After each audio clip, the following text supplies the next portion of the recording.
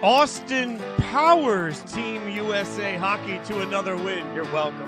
The All-Stars win all out, finally, and a perfect 10 for the Big Ten's playoff proposal. Yahoo Sports Daily starts right now. She's Caroline Fenton. I'm Jason Fitz. For the next 2 hours, we are racked, backed, and stacked for Yahoo Sports Daily coming at you on this Monday morning. Caroline, I'm feeling good. I'm feeling froggy. We had Olympics. We had All-Star action. It was a good week. For our first weekend of absolutely no football, I'm just saying the sports gods still giveth to the world. It was positively smashing, if we want to go along with the Austin Powers theme of the show that I guess we're going to now have. I love that. Glad that we got an Austin Powers mention 5 seconds into the show. I thought that I would feel like Moses in the desert, completely lost in our first weekend without football of the year. Honestly, Fitz, it was kind of nice. It was a little bit refreshing. I dove into the deep end of the Winter Olympics, and it was an absolute blast. Well, let's get right to the Winter Olympics. We have a huge show for you, but we start with the huge weekend and a massive disappointment. I think we can all say at this point, there was shock for most of us as we expected the quad god, Ilia Malinin, to turn around and become one of the household names. In fact, we told you on this show that one of his objectives wasn't just to win gold, but it was to bring figure skating back to prominence in America. So all eyes were on the quad god and his abilities on Saturday, but we found out that the quad god is just a quad human because it was just one of those moments to forget, not one but two falls in what some are calling at this point one of the most disappointing medal favorite performances we've ever seen in a Winter Olympics. Caroline, my heart broke as you watched somebody that just spiraled out in what could have been their biggest moment. There are moments in sports when you just want to reach into the TV and give someone a hug and just tell them it's going to be okay. And that was the exact feeling that I had after Ilia Malinin's performance. He fell not once, but twice.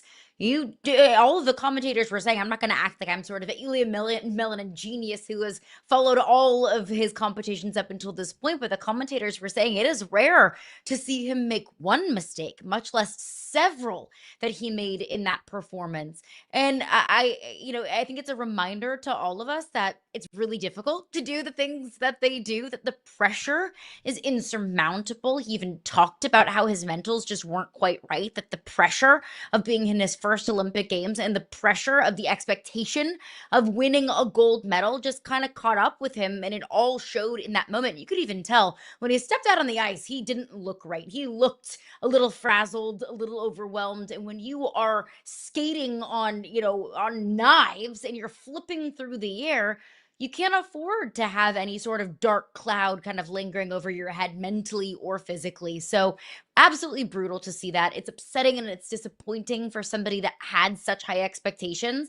I was reading an article that said, imagine, Michael Phelps walking into Beijing in 2008 and missing the podium entirely. Imagine Simone Biles walking into Paris in 2024 and missing out on the podium entirely. Like, we're talking about the greatest who have ever done and competed in their sports in the Olympics with the most expectations and most credibility going into these games and not even sniffing the podium. Like, that's the level that the quad god is on. It's upsetting to see.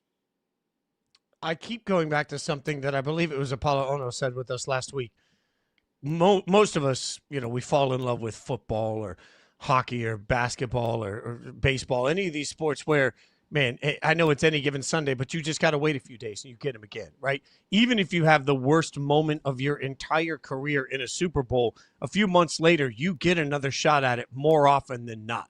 Yeah. As much as he has the awareness to sit here and say, I blew it, I get that. But I keep going back to what Apollo said to us last week, that in these moments, you don't get another shot at it for 4 years. Everything you've worked your life for comes up to this moment. And the ability to handle the adrenaline and handle the pressure of the moment is something that we just expect every single Olympian to master. This was a rare moment where you see somebody that has a true chance at being goated in his respective sport come up short because it just felt like the moment got the best of him. And the hardest part about that is now he's got to live with that for 4 years at least. And then you think about just the mounting pressure. One thing, if we have a bad show on Yahoo Sports Daily, it sticks with us, but we get to get it off of us the next day. When I was touring in a band, if I had a bad concert a couple of days later, we're playing again. You can just get it off of you and just continue to try and roll forward. This is going to live with him for 4 years, because no matter what he does and no matter what he's able to accomplish as a figure skater between now and the next Olympics,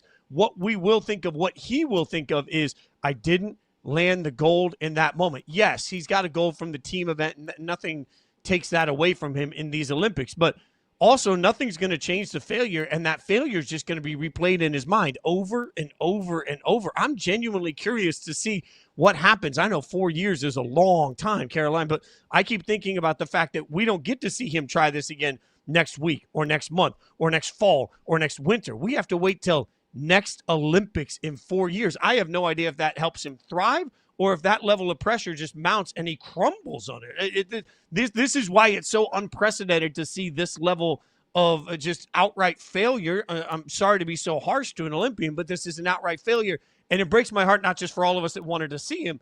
It breaks my heart for what he's going to have to live with for at least 4 years because of one bad night. Yeah, on the broadcast, they were talking about all the quads that he does, the quadlots, the quad. Apologies for not knowing all of the figure skating terminology, but the broadcasters were talking about how Ilia Malinin attempts not just one, not just two, but several different jumps that previously figure skaters didn't even think was possible. So that's what we're talking about here, that Ilia Malinin has single-handedly broken the brains of so many great figure skaters that have come before him. So that's why the expectations were so incredibly high, is because he's doing something that not just hasn't been done before, nobody thought was even previously humanly possible. But I had the wonderful privilege of getting to talk to a lot of these Olympians and Paralympians back in October. We did an Olympic showcase, got to interview so many of these athletes. And I asked a lot of them that were coming back for their second Olympics or their third Olympics, or, they were somebody, an athlete that had been at the Olympics before. I asked them, what's the difference? Your first time versus your second time versus your fourth or fifth time, if you're lucky enough. Almost every single athlete told me, your first Olympics, you're just figuring it out. You're just figuring out the expectations. You're figuring out the process of things. You're figuring out what your routine is. You're figuring out what the Olympics are. So much of your first Olympics is just getting experience as an Olympian. Ilia Malinin now has that. And while you're right, I shudder at the thought of him thinking about this for the next 4 years of his life, especially when he goes through the grueling training regimen that I'm sure is necessary of him to go through in order to be at the top of his game. But I do expect an epic comeback in 4 years in the French Alps. I do expect that to, or at least hope that turns into that pressure, that anxiety, the amount of stewing over the mistakes that he made in the biggest moment of his career so far. I do hope at least that turns into a positive type of fuel and not a crushing amount of anxiety. He's not the only Olympian that's had a disappointing run so far. And I want to couch this and be careful, because I think the Olympics so far, the Winter Olympics, have been a delight. I've been locked in. They have. I've been riveted, and I think the storylines have just been incredible. But what's even more impressive to me is that the storylines have been incredible without the quad god necessarily delivering, without Mikaela Shiffrin, who failed to reach the podium in the giant slalom. Absolutely stunning to many of us. We talked last week about Chloe Kim walking with the silver in this. And it's interesting to me because certainly all eyes have been locked in on it. The ratings have been absolutely through the roof for these Olympians. But it's crazy to me that we've been able to see that without necessarily the same level of star power, whether it's moments that haven't necessarily been met, whether it's tragic injury for Lindsey Vonn. We've seen some of the stars we expected to carry the Olympics momentum not necessarily live up to these moments the way we thought they would in what has been a riveting Olympics.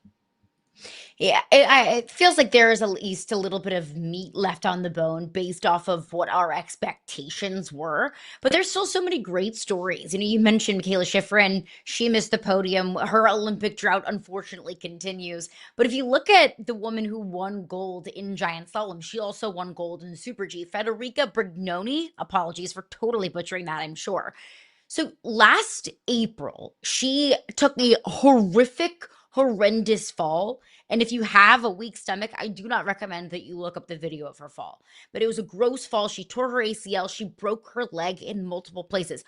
April 2025. We're talking about less than a year ago. She didn't get back on skis until late 2025. So we're just talking about a few months ago. She got back on skis and raced again for the first time in months. And she came back and won 2 golds. It's not an American success story. Federica Brignone represents the home country in Italy, but that's an amazing story. You know, we're talking about the Mikaela Shiffrin comeback story, the Breezy Johnson comeback story, of course, the Lindsey Vonn comeback story. All of those have kind of fallen short of fruition of this great triumphant comeback story that we all wanted it to be. But we look at that one as well. We also have a 44-year-old American competing in the Olympics. And there was an awesome interview after he competed in snowboarding. And he was like, I've never had more fun losing in my life. He's like, I'll be back at the next Olympics and the Olympics after that if my body allows me to do it. So even though it's not the same stories that we expected to see come to fruition, there's still some really awesome stories to root for. Yeah, by the way, he lost by just a razor's edge. And I love the fact that afterwards, when interviewed, he said, hey, don't I get credit for old man speed? Like, I'm old, so should have gotten it. Yeah. I'm all in.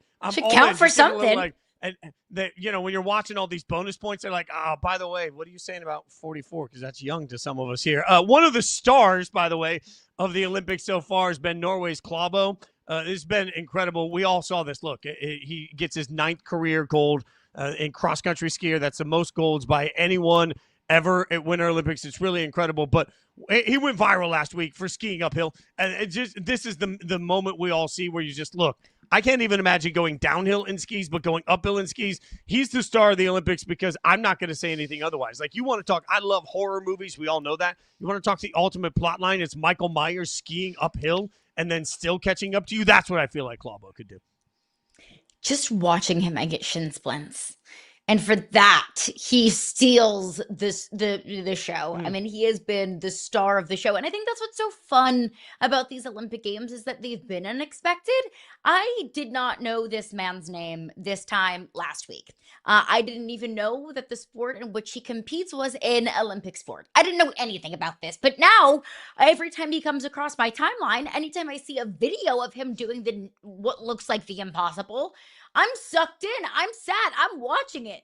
So I think that's what's so fun about the Olympic Games in general, and specifically this Olympic Games and the Winter Olympic Games, which is not the Olympic side of things that I have a whole lot of insight on or experience with. It's sports I never played, sports I don't get to watch on a daily basis. So it's funny how you become so invested into people, into sports that you didn't even know existed. That's the fun part of the Olympic Games.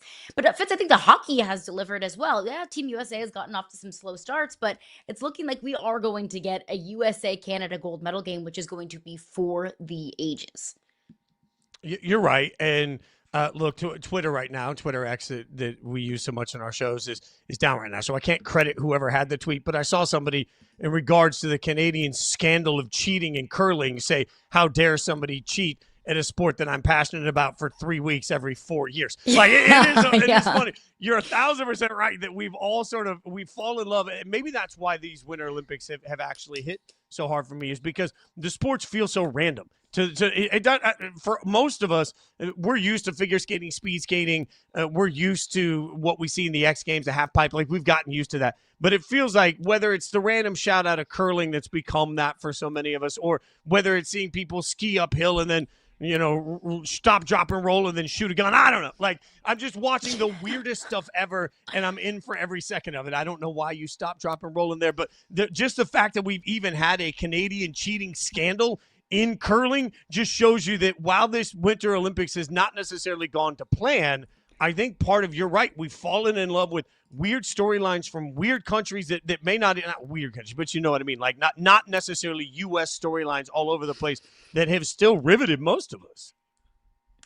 And I didn't even know that you could cheat in curling. I didn't even really understand what the rules allowed you to do, much less what the rules don't allow you to do. And now all of a sudden, it's the finger heard round the world. It's a little tap tap that the Canadians have been giving the puck, the rock. I forget what it's called all the time. Forgive me, curler heads out there. But the fact that we are getting a cheating scandal in the Olympics, it's like this Olympics has everything. A Everything. quad Oh my god, God. So a done. Canadian cheating scandal. It really does. It has everything, and it really has been such a blast to watch, even if we aren't getting American dominance, which it feels like we are very used to, especially in the summer games, and even if we aren't getting the preliminary storylines that we had going into it, we're having so many other fun stories kind of pop out of nowhere, which has been so much fun to watch. We think of Olympians so often as being these stoic figures, right, that represent so many people in so many countries.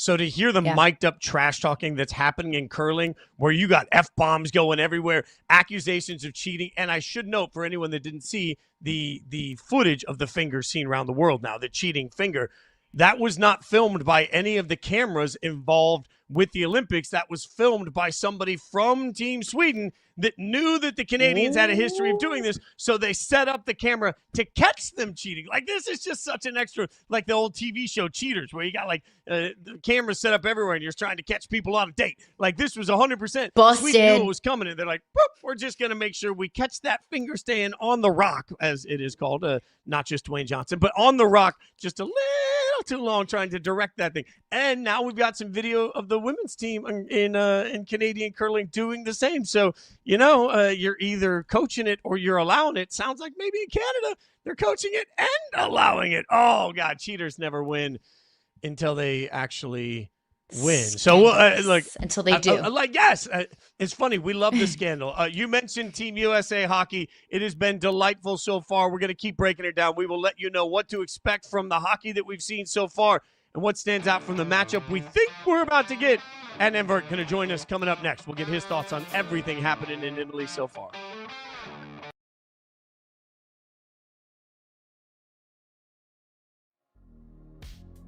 Who's the dream fight? Like, who's the final boss for you? Nyla Inoue. Yeah, that's the one, huh? Yeah, I feel like he's the guy. What a freaking fight that would be. Yeah, that would be amazing. How far away do you think you are from this, like, maybe being a thing? I would say maybe a year. Yeah. Maybe just a year away. Yeah, it's Is the right dream there. to try to, like, get more belts so that entices him to come after you? Okay. 100%. He's going to get a wake-up call fighting a guy like me. And Kenneth Walker wins Super Bowl MVP.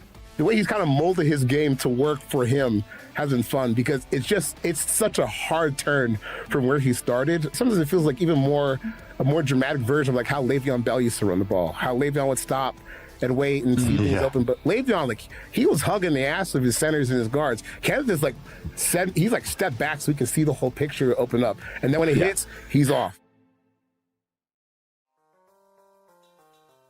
The Sixers, to me, are the biggest loser of the trade deadline. You get these middling picks for Jared McCain, one of your most promising young players, to duck the tax. Just a joke. If I'm a Sixers fan, I'm infuriated. The Sixers, losers this trade deadline. It's just so disappointing for Philadelphia, man.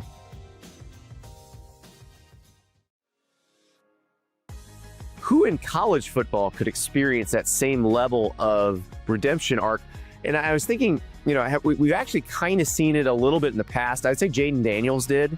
Remember when his teammates were like throwing his things out of his locker and talking trash about him when he left Arizona State, and then he goes and wins the Heisman at LSU? It was a little bit of a turnaround. I wonder what those guys are doing now.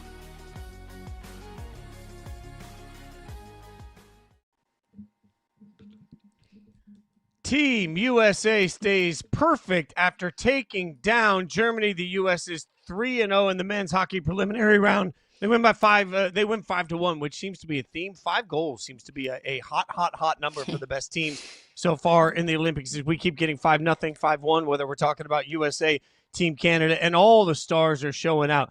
I'm not going to say every game has necessarily looked perfect through the entirety of them, but it is funny because it feels like every game has had a theme, Caroline, of waiting for the dam to break. Like, it takes a minute, and then all of a sudden you blink, you walk into the other room to get refresh your iced coffee, and by the time you come back and sit down on the couch, what was a 0-0 game became 3-0. This team can score in bunches, and they keep so much pressure on the net that it feels like USA just eventually they break down whoever they're playing. USA and Canada really have just been so much better while teams can hang with them for a minute, they can't hang with them for an entire game. Yeah, at some point, something's got to give. And early in that game against Germany, I mean, the U.S. had like a 15-3 shot advantage. And this was early in the game. But I mean, the overwhelming advantage in the score was still 0-0. So you could look at that two ways. You could say, okay, well, the U.S. is generating all these shots, but it's not coming into the fruition of goals. Why not? Fair question to ask. But you could also look at that and say the U.S. is generating all of these shots on net. At some point, the dam is going to a break, and at some point it's going to break through. And that's it. What did end up being the latter against Latvia in their first game, and against Germany yesterday, or 2 days ago, whenever that game was. But I think there is a fair concern about some of the slow starts that we've seen from the U.S. Like, you win a game 5-1, they dominate in the ways that they have over the last couple of games, and it feels nitpicky to say, oh, there's something that you feel like you left on the bone there, or maybe it's not 100% satisfactory, because it was a dominant victory. But it was a slow start, only 1-0 after the first period. It did take them a while to find the net. So it's fine whenever you are, totally so much better than the team that you were playing. And it was clear the Team USA out-physicaled and out-toughed Germany, out-physicaled Latvia, that they were just better than those teams. Top to bottom, 100% better than those teams. That's not going to be the case against Canada. Team USA can't afford to get off to a slow start against Canada, because you get off to a slow start against that team, and then all of a sudden you find yourself in a 2-0 deficit, looking around like, how in the world did that happen? I mean, and that realistically is part of why, just like in college football, we're looking for the best of the best, and we're trying to figure out how it extrapolates when the best play against the best. Speaking of the best, we'll bring one of them in now. Adnan Virk joining us, NHL Network host, longtime broadcaster, longtime friend. I'm just so happy to see your face here. All right, I know, we joked as we knew you were coming on that we're going to start talking to you about USA hockey when Adnan is Canadian. We'll get to the rivalry coming up in a second, but what do you make of the way that USA hockey has looked so far in this tournament? Fitz, first off, great to see you again. Of course, old ESPN friends and colleagues, so great to catch up again. Caroline, nice to see you. Hope the show is going great. Yeah, I heard you talking USA hockey, which, of course, I'm cheering against, despite the fact my wife's American, all my kids are American, since I'm a proud Canadian. But, yeah, I look forward to the inevitable Canada-USA clash. And I just heard Caroline mentioning the fact that Germany certainly was a tougher test than they may have realized, in Denmark as well. I was looking at Germany at the start of the tournament, guys, and saying they could be a potential dark horse just because of Leon Draisaitl, Tim Stützle, Mo Seider. Like, they've got three really good NHL players there, but ultimately the USA was able to pull away. Listen, Connor Hellebuyck is not only the reigning Vezina winner, but also a Hart Trophy winner. He's one of the best goalies in this tournament, so the Americans should be fine, and with all their firepower up front. But I do think ultimately, there's some hiccups along the way, some challenges. In terms of goal differential, though, nobody's touching Canada, plus 17. Czechia, we thought might be a bit of a challenge. 5-1 out of the gate, no problem. And, of course, they're going to blitzkrieg France 10-2. So I look forward to what feels like inevitable Canada-USA clash, a rematch of the four nations, and hopefully we get you guys again. We deserve that. We, as hockey fans, deserve USA and Canada. But before you hopped on, we were kind of talking about some of the slower starts that we've seen from Team USA. Total and complete utter dominance from Canada, but slower starts from Team USA. Why is that? How would you diagnose some of these first period performances? Yeah, it's a good point, Caroline, because you're right. Against Canada, that can't happen. I mean, if that inevitably happens, that gold medal match, you get down 2-0, all of a sudden it could be lights out the way Macklin Celebrini is playing specifically, and Connor McDavid leading the tournament and scoring. So I think Mike Sullivan's a great coach. I'm sure he's going to just kind of get the attention of his team and say, listen, against a Denmark, against a Germany, we have NHL caliber talent up and down our roster. They've got a handful of players on those teams. We can't afford that. And I think that sometimes, on the bigger ice, you feel like, well, we'll kind of ease into this thing. That can't happen. So I think sometimes when it comes to opening round tournaments, it is a really tough thing to do. Like, think about what you're asking of these guys. They're literally playing the NHL. You just pause, you hop on a plane, you get to Italy, you have 2 or 3 practices, and then away we go. So there's very little margin for error. There's very little time to build chemistry. That's why I think the smarter coaches often put together players that are familiar with each other, either on the same team so they can be on the same line combination or the same defense pairing, or at least be in the same conference. At least they know those guys better. So, yeah, I think slow start certainly can doom America. Hasn't happened yet, but it will once it gets to this different competition. It's interesting as you mentioned some of the names, because Caroline and I have both covered a lot of hockey in our careers, and we were giggling last week like giddy school kids when we just went through the rosters of Team USA and Team Canada. it feels like it's a feeding frenzy for everybody in the world to fall in love with the best of the best. How important is this moment for the growth of the NHL simply to use these stars globally in that marketing campaign? It's absolutely massive. You know, whenever Canadians have asked me about Americans' appetite for hockey, I said, listen, there's a generation of Americans who think that TJ Oshie is one of the greatest hockey players of all time. With respect to TJ Oshie, is not, but everyone always remembers that shootout goal in 2014. Like even our buddy Mike Golick fits. I remember he's like, oh my God, TJ Oshie. So the amount of Americans I know who are not necessarily NHL fans, but you put a USA out there in stars and stripes, and this is a very patriotic country, people will get excited and watch. So yeah, it's a massive moment for NHL hockey, because there's going to be, again, a generation of fans who say, oh, I'll never forget what happened in the Olympics, watching Milan Cortina, the way that USA was able to win. This was our Miracle on Ice moment, even though it isn't, because Miracle on Ice, obviously, they were great underdogs. But my point is, you can give generation of fans that hockey moment. Like I think specifically in Canada, you know, watching 2002, that was the first time Canada won Olympic gold in 50 years, and that was using NHL players. And then 2010, obviously, USA-Canada, Sidney Crosby, the golden goal in Vancouver was so impactful. So, yeah, I think that, and we saw this last year with Four Nations, that, again, people may not necessarily be watching day in, day out NHL, but they're going to watch a major best-on-best tournament, especially if their country's involved. And you've seen the profile now of Brady Tkachuk and Matthew Tkachuk in America increased because of what happened in Four Nations, right? They dropped the gloves against Canada right away. These guys are going to fight. They're going to score. They're tough. And that will certainly make them endearing to most sports fans and certainly anybody watching the Olympics. So, yeah, I think this is a crucible moment. I really do for hockey, because they have not had this in a while. Four Nations was something fun, but it was a made-up exhibition tournament. Olympic hockey, to have NHL players there, this is something special and something to be savored. Gosh, I have to give Gary Bettman and the NHL so much credit for Four Nations Face-Off. It was an absolute blast. It felt like it elevated the game so much. But you mentioned the Tkachuk brothers. We just had a photo of Auston Matthews up. We were just talking about how it feels like the star power in this Olympics just hasn't come to fruition, right? Chloe Kim misses out on gold. Ilia Malinin misses the podium entirely. Mikaela Shiffrin misses the podium. Lindsey Vonn isn't able to make her comeback. The list goes on and on and on. Who on Team USA do you think has the ability to elevate this team and be that superstar of the 2026 Olympics? It's a great point, Carl. I've been watching a lot of the Winter Olympics, and you're right. Normally, it's family-friendly entertainment. The numbers have been great. I checked the other day. NBC ratings are through the roof. I think that helps in large part by the fact Beijing, the time difference was tough. 6 hours is not too bad. I mean, for us, people who work odd hours, right now you go into work in the evening, I can watch the pairs figure skating today from 1:45 to 5 o'clock and then go in and do MLB Tonight on MLB Network. So I think the time difference has been helpful. So the numbers have been great, despite the fact you're absolutely right. The star powers have been there. Vaughn's injury devastating. I'm a huge figure skating fan, because, again, Canada historically has been so great at figure skating. Elvis Stoiko, Kurt Browning, Elizabeth Manley, etc. So I was locked into Malin, and like, oh, my God, I watched the short program. I go, this guy's unbelievable. The quad god. I'm drinking the Kool-Aid. And I literally had to get to the set to do MLB Tonight. I go, no, I got to watch this first. Like, what a guy. I'm locked into the figure skating. This guy's amazing. And then I see him turn a quad into a single. I see a quad into a double. I see him fall. I go, oh, my God, I can't watch the rest of this. The fact he went down to 8th was absolutely shocking. I thought he'd be the face of the games. I remember Eileen Gu, stuck on Gu, as I called her. She would be one of the stars. Chloe Kim. They haven't stepped up. You're right. Americans have done well, along with Norway and Italy, but it has not been the major names that have done so far. So I think for USA Hockey, you always look at goalies. I think if Connor Hellebuck has a great tournament, people will look to this guy and say, okay, he's won a Hart, he's won a Vezina, now he can win a gold medal. Certainly like the way Jim Craig has always been remembered by Americans for 1980 Miracle on Ice. But I mentioned the Tkachuks. Those guys are massive. I think Jack Eichel.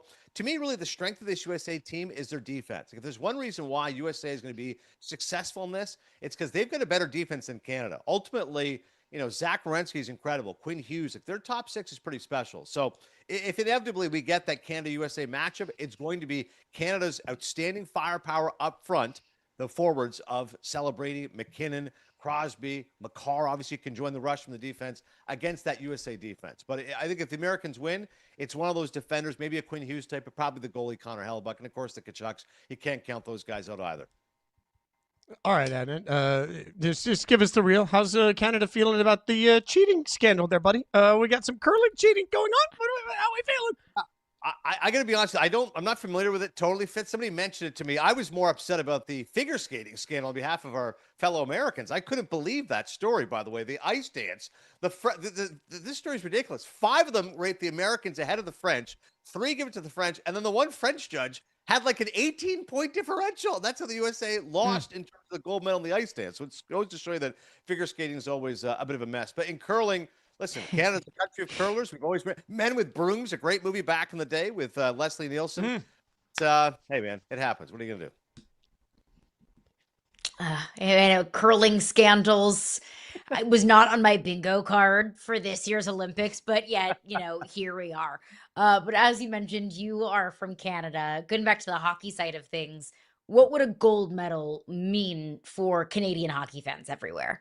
Well, it's massive because, I've now lived in America 15 years, but this is the first time I've been here with, Canada and America playing with their NHL players. So I feel a personal amount of investment in this because clearly I can't go to work if Canada doesn't win the gold medal for at least a week or two until the uproar, the hullabaloo dies down. But for our country, every year there's a bulls on your back, right? Everyone knows, hey, Canada's supposed to be the best. Canada's got to be the best at hockey. And credit to USA in women's hockey. It's not even close. I mean, anybody who hasn't been paying attention, USA women's hockey is the best in the world, and they have been this year. And head-to-head against Canada, the Americans have won. And I was telling people, the Americans are the favorite. Like, no, Canada when it comes to the Olympics. No, USA women's hockey is going to win, and they should win. And they beat up Canada 5-0. You saw in that round-robin game, and they should, really march easily to that gold medal. So the fact that we're already going to concede the fact USA is going to win in women's hockey for Canada and men's hockey, it's enormous. Hockey is so important to our country, to our national fabric. It's a country of much more than hockey, and you saw that with baseball and the collective enthusiasm there was for the Toronto Blue Jays. I mean, the numbers were just outrageous. For a country of 35 million, there is 10, 12 million people watching baseball every night. We saw with the Raptors in 2019 what a great basketball country it is. But ultimately, hockey is part of our heritage. It's part of our blood. And to win the Olympics and to win the Olympic gold, there's nothing else that matters, nothing else more important. So far, the boys have looked great. Hopefully, they can finish the job. All right, so the only thing better than your sports work is your cinephile work. I'm a longtime fan of it, right? You've got a book out now, Cinephiles out there. So I'm going to put you on the spot. Find the book. Promote the book, Adnan. We're trying to promote the book here. It's great work, by the way. Cinephile has always been some of the best that you do. We've got we've got a picture. Look at that. All right, so I'm going to put you on the spot. What movie in your mind would best describe the Winter Games so far for Team USA? Yeah, one battle after another. I think it's going to win Best Picture. The great Paul Thomas Anderson is finally going to win an Oscar. He's an 11-time Oscar nominee going into this year's Oscars. He's made fun of some of my favorite movies, Boogie Nights, There Will Be Blood, Magnolia. And so I think One Battle After Another, which is a great film if you guys haven't seen it. I'm sure you have. Leonardo DiCaprio, obviously fantastic, as was Teyana Taylor, who I think is going to win the Best Supporting Actress Oscar. But yeah, to me, that just epitomizes what Team USA's battle is going to be. One Battle After Another is about a bunch of revolutionaries who are, causing some mayhem and guerrilla tactics, and they go underground for a while, and they come back being chased by Sean Penn's psychotic renegade general. So I guess those will be the Canadians in this instance. And then the USA is going to fight for their life and just get through it. So I think One Battle After Another is the one. If there's an underdog, it would be Marty Supreme, which is one of my favorite movies of the year. Timothée Chalamet, I think, is going to win Best Actor for that movie. If you can find a good underdog story for the Olympics, that would be Marty Supreme. But I think for USA Hockey, One Battle After Another would suffice. We'll have Jack Eichel playing the role of Leonardo DiCaprio. This is brilliant stuff by you, as always. Check the book out, Amazing. and I'll just text you afterwards to get your thoughts on what I should expect for Scream 7. Adnan, always appreciate it. Follow him on Twitter at Adnan Virk. You know where to find him. We appreciate you joining us this morning. Thanks for the great insight. Great to see you, my friend. Of course, Fitz. Great to see you again. Caroline, all the best. Take care. Have a good show. Thanks so much. Appreciate it. Great stuff from Adnan. Just a great human being. Also great at what he does, but a great human being. We had a great NBA All-Star weekend. That's right. I said it. I'll tell you about it. Coming up next.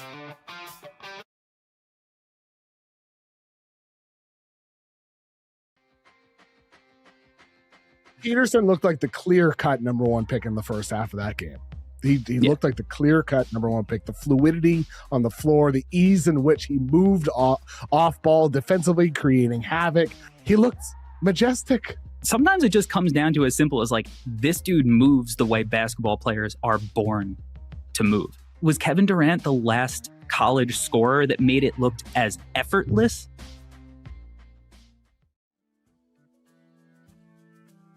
Did you go to the casino after the fight? Hell yeah. How'd you do? We're up. Up? We're up. Well Yep, done. we're up. Were you just walking around there after the fight and people recognizing you? Weren't you the guy that was just on the UFC? Yeah, that's where I get recognized the most. Really? The other gambling legends, everyone recognizes me there. Anywhere else I go, no one knows me.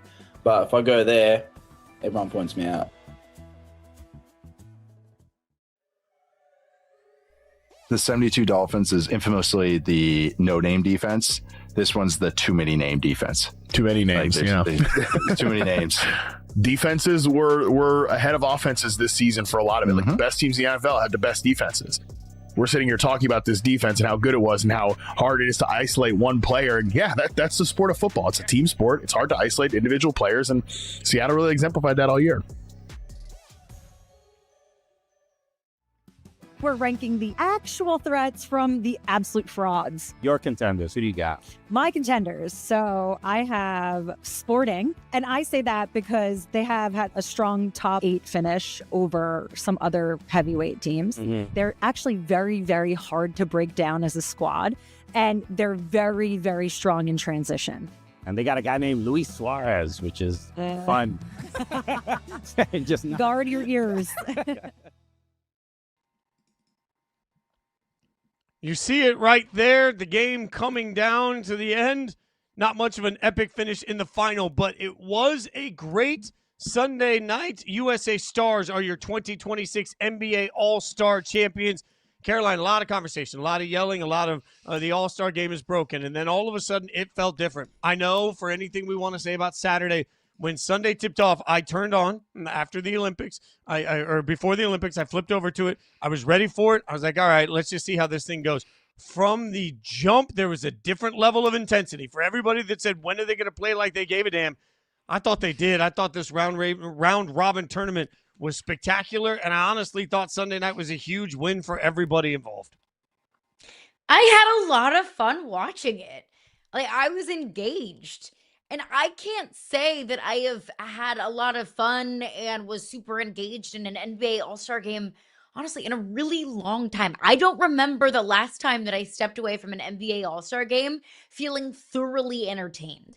And I don't know exactly what it was. I did love the structure of it. Like, I thought that each team, the way that it was constructed, the world team repping for all the guys from overseas, the one USA team that was kind of the old heads, LeBron and Kawhi and KD, and then the US team with a bunch of these up and comers. Like, I don't know if they all felt like they were, playing for each other and like holding down what each team represented.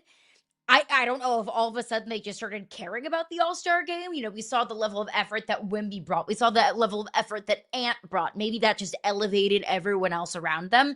Whatever the root of the cause was, whatever it was that made them look like they gave a damn, they gave a damn. And that's all any of us ever wanted in the All-Star game. That's all we've ever been asking from the All-Star game is, can you just show that you care?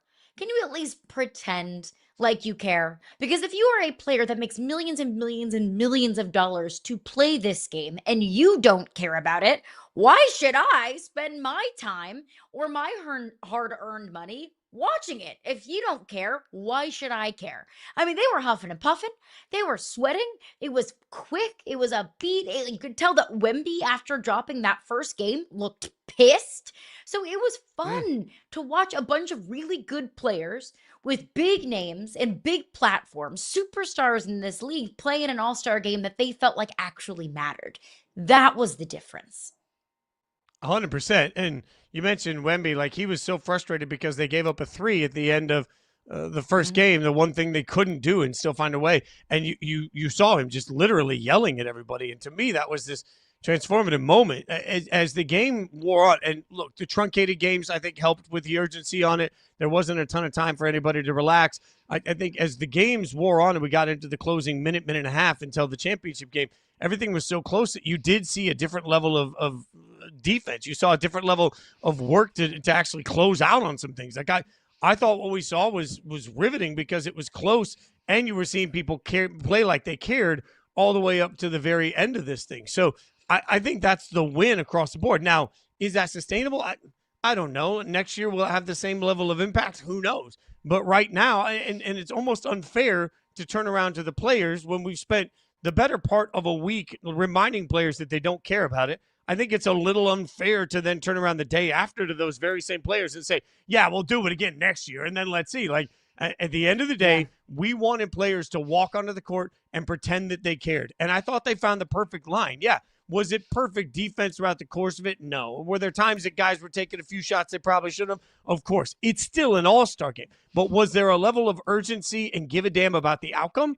I thought so for sure. Was there a level of trash talking? Oh my God, of course there was. You mentioned Ant. Ant made it clear that Wemby set the tone, but Ant was also talking to everybody in the process. And even when we got into the final game, oh my God, yeah, the final game, you had all the older guys were all kind of running out of gas. And to me, that's a sign that they gave, they gave something in the process of the entire tournament because they didn't have legs left at the end of it. So I don't know what else we could possibly want out of Sunday. I thought Sunday was it was a home run. It was perfectly done. It was worth running back. I mean, for all of the yelling and screaming that we had all week, I think the players just told all of us to politely sit down, shut up, color in our books. They gave us everything we want. I don't think that right now is the time to look at them and say, well, what about more next year? I'm just looking at it saying, thank you. Thank you for giving us what we asked for on this Sunday night. The one thing that I felt like I was missing in this game, and it's not the All-Star game's fault, but I looked at Giannis on the sidelines and no SGA and no Luka for the world team. And it's not the All-Star game's fault that those guys are banged up, right? That's not a problem with the structure of the All-Star game. But I did kind of catch myself thinking, like, man, how much more fun would these games be if Giannis and SGA and Luka and Joel Embiid for that matter were healthy and available for the world team? It would have been so much more fun. Again, that's nobody's fault. It unfortunately just kind of continues to follow this unfortunate pattern in the NBA of on any given night, you're not going to have all of your superstars available. Now, look, I go back to, I understand those guys are hurt. That happens. That, is what's going to happen over the course of an 80-plus game season. I totally understand that. But it's one example of, this full body of work of an example of the NBA over the last several years of you come to a game on any given night. There's no guarantee that you're going to see 100% star power or even those stars playing at 100%. So that's the only thing that I felt like I was missing. But I mean, I'm nitpicking here. We got what we wanted. Was it the greatest thing I'd ever watched in my life? No, of course not. Like, let's not get that twisted. But I think that we got what we wanted out of this year's All-Star game, which is, was it an entertaining product? Do we feel like the players were bought in? Like Kawhi was bought in. That was so Kawhi was fun great to watch. A great reminder to all of us that Kawhi still got it. Like on any given night, Kawhi can drop 30. So that was fun to watch. It was a really fun and refreshing reminder of the level of care that these players have and how high the level of play is in this league and also how bright the future is. I look at all of that and say what a difference the ending made, right? Because the Saturday narratives were all about the problems. And to me, the problems weren't with the three-point contest on Saturday. Frankly, if you listened to the show last week, I might have predicted Dame would win that thing. And what do you know? He did. Although we didn't get the song Stroking. I'm still mad about that. He was stroking and managed to go out and win. The dunk contest was pathetic, and the dunk contest is going to be pathetic. I just don't know that anything fixes the dunk contest. But it's crazy to me. As I said last week, and I'll echo again, I'm not sure what you can do today that will impress people on a dunk anymore. I just don't think it exists. So as much as everybody was trashing the easy dunks, and I understand that, like, what else are you going to do? There's nothing. There's just nothing anymore that impresses anybody. And even in the attempt to impress somebody, if you end up bouncing headfirst off the court, I'm not sure that's a good look for the league or for any of the players involved. So the dunk contest, broken. The rest of Saturday's festivities, I thought, were fine. But what I felt Saturday night was this big narrative shifting because the arena wasn't full. Pricing, a huge part of that. If you looked at the ticket prices, it was astronomical. You had a bad product. At least 50% of it was bad on Saturday. Everybody was ready on Sunday to eviscerate them. And I think it's really tough to change narratives. So when a game starts and everybody sits down with their popcorn and says, this is going to suck. And then 20 minutes later, you're like, wait a minute, this is actually really good. I think that's a statement. Sunday really saved to me the entire way because now instead of looking at it saying the whole thing's broken, now I'm looking at it saying, okay, the dunk contest sucks. And so maybe you get rid of the dunk contest, or maybe we just accepted the dunk contest sucks and stop caring about it so much. But the rest of the weekend to me became couched much more as a win simply because of what we saw from these teams on Sunday night. That's the power of finishing with such a strong statement of games. To take everyone behind the curtain of our show planning, we were texting in our show group text before the All-Star game on Sunday afternoon about ways to fix the All-Star game. We were throwing out ideas. We were trying to diagnose, like, what's the problem with it? Why don't we care? Like, we were really trying to peel back the layers and diagnose the problem with the All-Star game before it even happened. So that was my frame of mind. That was my mindset going into the game, was this process is broken.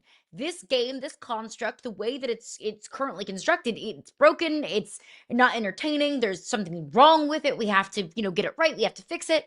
And then it didn't take very long for me to be like, okay, like I'm genuinely enjoying this. Checked the Twitter spheres to see what the commentary was. And I think that was the overwhelming sentiment was, wait, hold on. Like, am I having fun? Am I enjoying this? Is this a good product? Because it actually was. And I do think that we all have to take it, for what it's worth. That the All-Star game is never going to be what it used to be, because we have way too much exposure to the sport and to these individual players. We can see these players play each other on any given night. Previously, if you didn't live in a Victor Wembanyama market, you couldn't watch Victor Wembanyama until the All-Star game. Well, now go on YouTube, search for Victor Wembanyama highlights. You can find and access these players as personalities, as people on their social media, or as players whenever you want on your phone. So the access is just there, that it doesn't make the All-Star game feel as elusive as it used to. But if you can make it just a fun product and a fun thing on the Sunday after the Super Bowl, then cool, sign me up for it. I mean, when you start thinking about other All-Star moments, this game was better than the Major League Baseball All-Star game. It's not better than the Home Run Derby, but it was better than the actual game is to me. This game was far better than the Pro Bowl, and this game was better than most of what you used to get from the NHL before they blew it up and made it 4 nations. So, to me, if you're telling me that this is the second best All-Star I've seen in major sports behind only 4 nations, I don't know that there's a better answer that even the biggest NBA fanatic could have expected from this thing. So, for all of the time spent telling the NBA what they're doing wrong, I don't think you can do that unless you're willing to stand up and also tell the NBA when they do something right. Congratulations to all these players. Congratulations to Adam Silver. Congratulations to the entire league, because as much as we're trashing so much, I thought Sunday night was an absolute win for the NBA. All right, much more to break down on that. But coming up, we've got news in college football that absolutely could rock the future of the sport. When it comes to eligibility, not everything is the same, and we'll tell you why it's so significant next.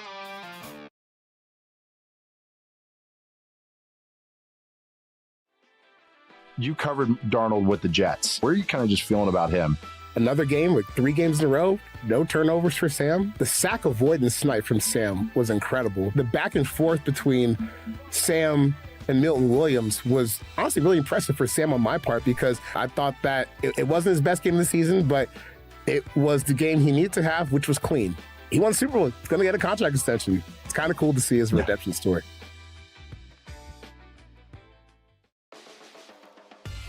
What was it like being at MSG? Like in the back, the locker room? Like, could you feel that it was a little different? It's a total different experience from being there as a spectator to actually being there backstage and all of that stuff. Total different experience. I was so tuned into my fight. I don't even think I was looking at the referee. I'm just there, just kind of just like looking down. I'm listening to what he's saying.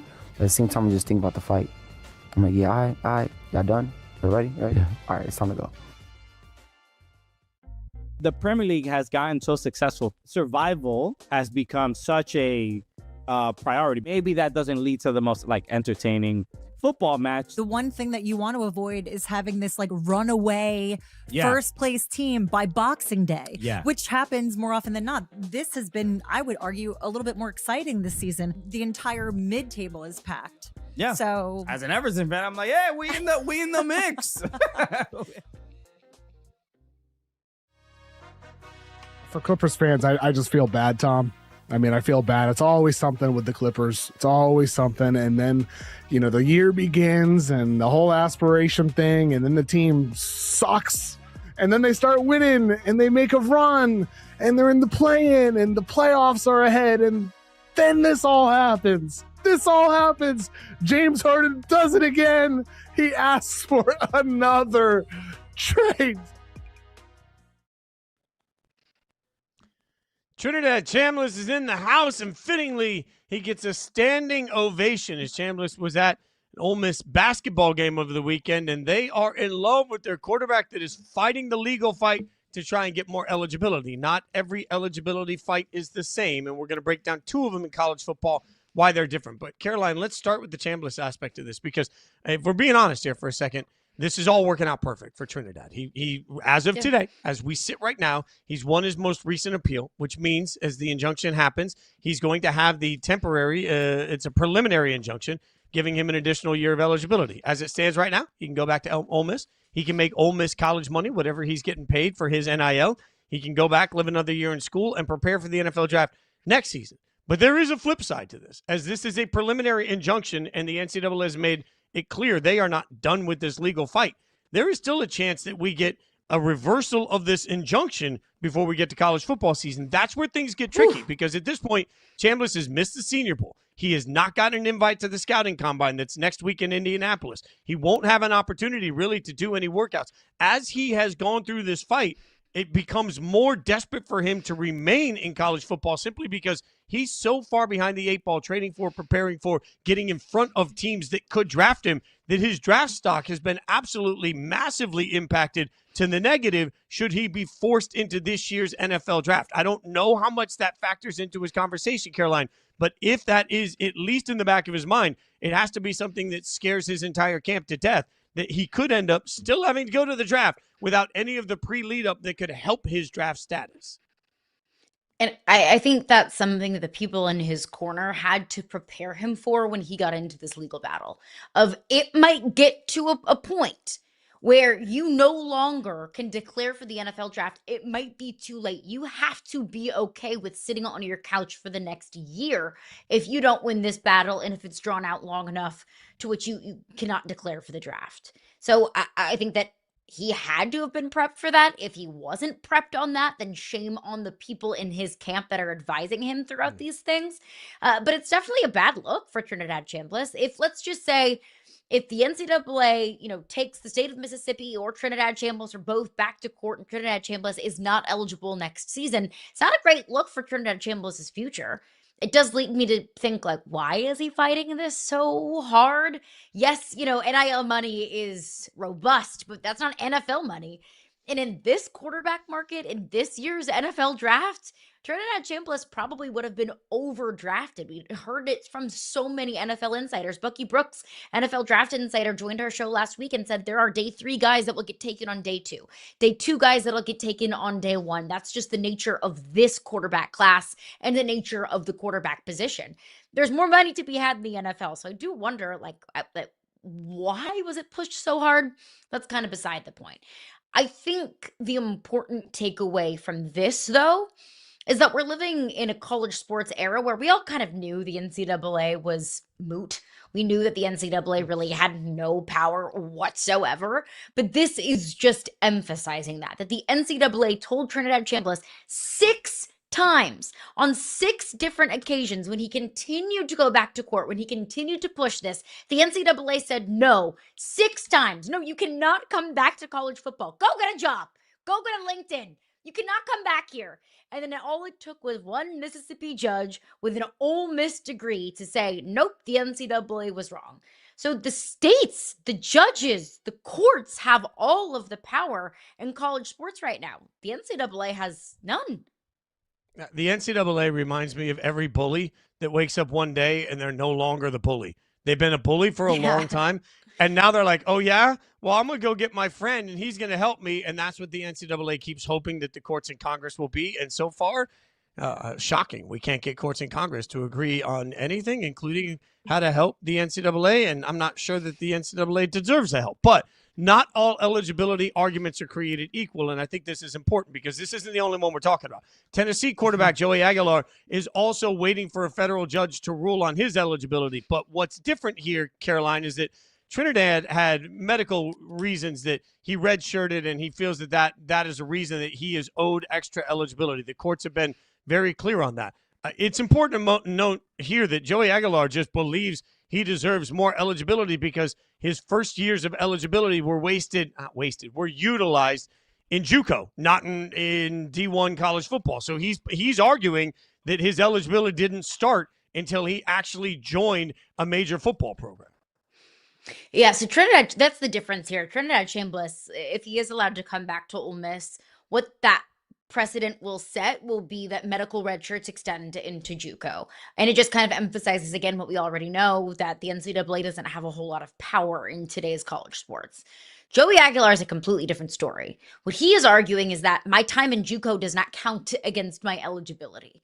So if it does go his way, whether it's by the NCAA or by the state of Tennessee, I can only imagine that in the state of Tennessee, a Tennessee quarterback will probably, get a ruling in his favor. That'll change college sports forever.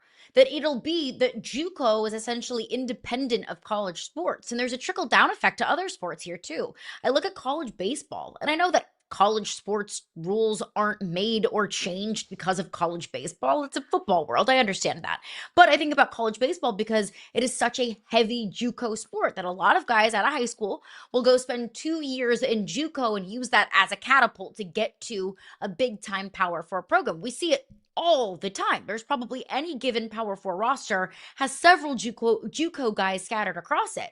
Well, if the NCAA rules, or if the courts rule that JUCO years do not count against your college eligibility, I think that'll completely change the trajectory of college sports. At what point, are college coaches going to look at a young quarterback and say, hey, okay, I want you to go spend 2 years at a JUCO. I want you to develop in 2 years at that JUCO. And then in 2 years, once you're done, you'll have a scholarship waiting for you here. And then you'll have 4 years of eligibility left. It'll almost be like, the way that I see this going, almost like a minor league and a major league. The quote unquote major league head football coach will scout a player and say, go spend 2 years here and develop, and then we'll bring you up to the quote unquote big leagues whenever you're ready. And it won't matter because it won't count against his eligibility. That'll completely change college sports for the better or the worse. I don't really know, but it'll change it for sure. Well, I mean, look, Caroline, I don't have kids. My mind was rocked a couple of years ago doing some work with us here at Yahoo and with On3 regarding some of the high school football prospects. Honestly, I'm the first to admit, was unaware that it's become very common for parents to hold their kids back 1 year at some point in their middle school or high school so that they're bigger and they can compete better when they get to the age that they're competing in high school. I just didn't know that existed. So now think about the world that we live in where you're holding your kid back 1 year in high school. You're literally going to make them repeat a grade because that helps them size-wise. Again, this is a very common practice. Now all of a sudden you can do that and you'll be able to send your kid to JUCO for 2 years. And then if a college program is smart, they could also redshirt the first year of your actual 4 years of eligibility. You could start getting to a situation where by the time somebody's playing their last year of college football eligibility, they are 7 years removed from high school. That's just a simple math of 2 years at JUCO, 1 year redshirt, then 4 years of being out there in the streets, right? So that gives you 7 years on top of you were held back 1 year in high school. So you've got kids now that are coming out of high school that are 19. That means, do the math, boom, boom, boom. You're going to have a standard practice of 26-year-olds playing college football. So look, I'm not here to say whether that's right or wrong. That's just you mentioned precedent. Sometimes, like if we take all of our feelings out, we just ask, what is the long-term effect of this? If Joey Aguilar is granted more eligibility, I think the inevitable long-term effect is 25, 26, 27-year-old college football players will become standard practice. And that won't impact I'm not talking about the kids that are going to the NFL. I'm just talking about competing size on size on size with everybody else in that sort of a situation. But if you do bring up the NFL, now let's play that forward. Quarterbacks that are drafted in the first round are going to be getting their second contracts at 30 or 31 years old. Whereas previously, when guys came out at 20 or 21, you're getting that second contract at 26. You have several years of a quarterback still in his prime. Now, what do those second contracts look like when they expire when you're 34 or 35? There's a big time trickle up effect as well. Yeah, this is just the beginning of a very long and complicated story. We will get you more coverage as we get more information on it. But coming up next, we got to get back to the Olympics. Nathan Chen going to join us. We'll get his thoughts on what was a wild weekend for figure skating.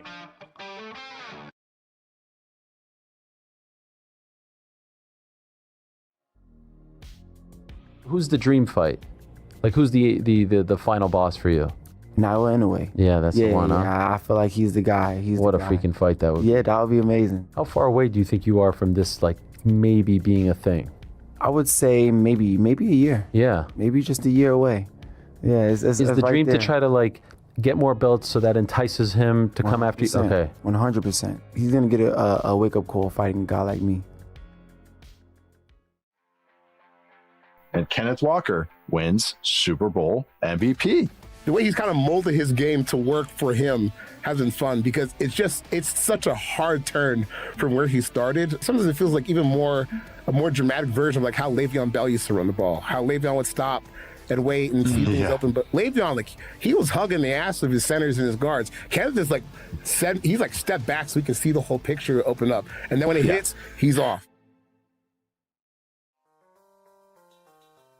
The Sixers, to me, are the biggest loser of the trade deadline. You get these middling picks for Jared McCain, one of your most promising young players, to duck the tax. Just a joke. If I'm a Sixers fan, I'm infuriated. The Sixers, losers this trade deadline. It's just so disappointing for Philadelphia, man.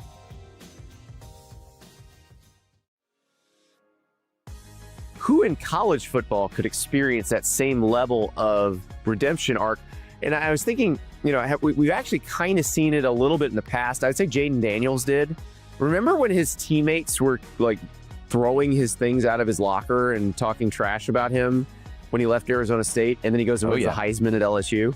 It was a little bit of a turnaround. I wonder what those guys are doing now.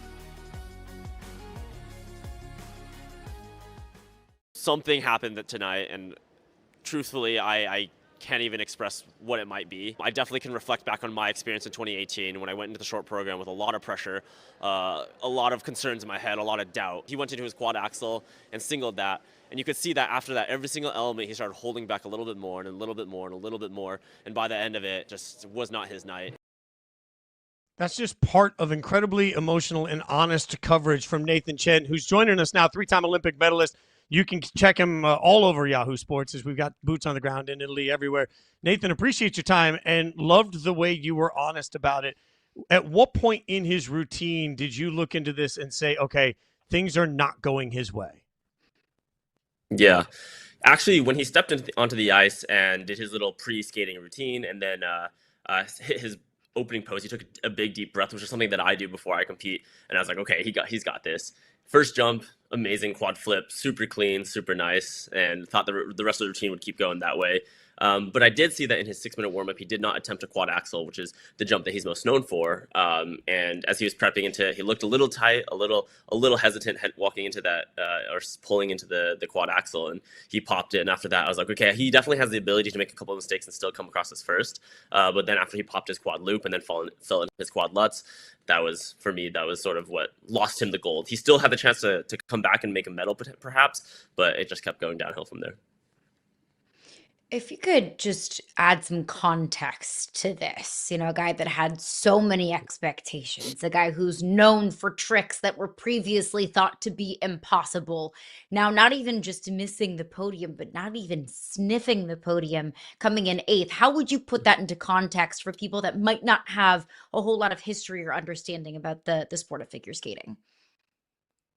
Yeah, I mean, I think everyone in skating, even outside of skating, thought that he was going to win, and it would be like a walk in the park for him. Realistically, the program that he set out to do would have won. And if he skated the program that he expected to do clean, he could have been like 10th or 15th in the short and still won the event. So the program that he was doing was very challenging. But as a result of that, high risk, high reward. Still, that risk is there. And I know for a fact that he's able to do this program. But once you're there, the lights are on you, all the eyes are on you. There's a lot of pressure. There's a lot of, doubt. It's very easy for doubt to creep in. It's very easy for thoughts to sort of letting the prefrontal cortex take over and having to think about each element rather than let it become autonomous and entering that sort of flow state. And I think that's something that we saw that night. I keep going back to Nathan, like the concept of if you're a quarterback in the NFL and you throw 4 picks and have the worst game of your life, 6 days later, you're back on the field and boom, you get to shake it off. He won't have this opportunity for at least in 4 years. So where is the line between fueling somebody to come back and do it better the next time versus just letting that voice in your head get louder and louder and louder because it's so long before you get this opportunity again? Totally. He has the opportunity to come back at the World Championships, which is in I believe, middle of March, end of March. So he definitely has the chance to come back, redeem his skate. Obviously, as a skater, World Championships is very, very important, and you really desire to have the best skates that you can at the World Championships. But the Olympics is obviously a little bit of a different scenario, and so you really want to, do the best that you can there. But having had this experience now, I think he definitely will be able to go into the next Olympics with a lot more perspective. And I think this time to reflect and think of all the things that he did right, all the things that he did wrong, what he can improve on. As at the end of the day, there's no perfect skate. There's also not the worst skate ever. There's always something positive to take away from every single skate. And I think that's something that he will have to do, and he certainly will do heading into the next Olympics. There's going to be some changes, I think, to my understanding in skating, so we'll see how that plays out. But it will be interesting to see how he learns from this event. Yeah, obviously so much of sport is mental, but especially individual subjective sports are so incredibly mental. When you talk about gymnastics, figure skating, diving, so easy to get into your head. Do you think some of the blunders that we saw from Ilia in that performance were mental, just kind of the cause of being a first-time Olympian and having all of that pressure, or is there something maybe more going on there beneath the surface? Mm-hmm. I think strategy plays a role in all of this, but strategy does not only come down to how hard you train, how well do you recover. It also comes in with experience, frankly, and being able to understand when I'm in that moment, how can I prepare myself? How can I train for that moment that I'll feel? It's not only just a physical thing, there's always this sensation of feeling. And that was something that really helped me as I was preparing for my 22 games. I worked with a really great mental coach, a sports psychologist, and he really helped me frame skating and the preparation for skating as a sensation. I have to feel what I'm feeling. What do my clothes feel like? What do the sounds feel like? What's the taste in my mouth as I'm doing these elements? And these sensations will help me lock in on the best thing that I did. So he would always always wanted me to think back during the day. What was the best thing that happened to you today? It doesn't have to be the best jump or whatever, but the best thing, whatever it is, make you feel the best. And that will allow me to visualize those moments. But when the time comes and the pressure's the greatest, I can reflect back on what feels the best, and allows me to, be able to enter that flow state without trying too hard. It's interesting to me, Nathan, because I had the chance in 2016 to be around the Summer Olympic team and be at the Team USA house a bunch. And one thing that really surprised me is how close Olympians become in this process. So we've got this Winter Olympics going on right now where we've seen several of the favorites and stars not necessarily have their best moment in their biggest moment. How much does everybody else involved in Team USA start to feel that or hear that or sort of impact them mentally? Yeah. I mean, it's a great community, and the support is always there. And I think actually the positive takeaway is that no matter what, your value isn't tied to winning a gold medal. Your value is tied to how you stand up after an event, whether it's a win or whether it's a loss, how you support your community. And I think the athletes feel supported. And I think that's something that we need to continue doing, continue reminding the athletes that, we're all people, we're all doing this. This is all these sports that we're doing is our love. And we just gotta, try to uplift everyone around us so that US collectively can do the best that they can. And it does feel, at least looking at some of the commentary on social media, that Ilia Malinin has such a massive support group around him, not just in the US, but globally as figure skating fans. So I know we'll all be rooting for his comeback in 2030 and the next Winter Olympics. But I do want to look at what's ahead. The pairs free competition awaits. And I think that the theme of this year's Olympics has just been expect the unexpected. So with that in mind, what can we expect from the pairs free competition? Yeah. I mean, after the short program, we already have placements that seem slightly unexpected. I think the Japanese team were favorites heading into this event, though they're definitely still in contention for the gold. They have a great free program ahead of them. And I think that they have the opportunity now to learn exactly, after what happened in the short program. And the mistake that they made was honestly something that they shouldn't have made, and it's a very generally consistent element for them. So for them to bobble that, I think it's a good reflection to stay focused, stay on top of things throughout the entire program. It's not over till it's over kind of mentality. The US definitely have a chance to maintain this top 10 position, so I'm looking forward to them putting down great skates. The Blade Angels get a crack at the women's short on Tuesday. I just love the nickname. I'm in on this.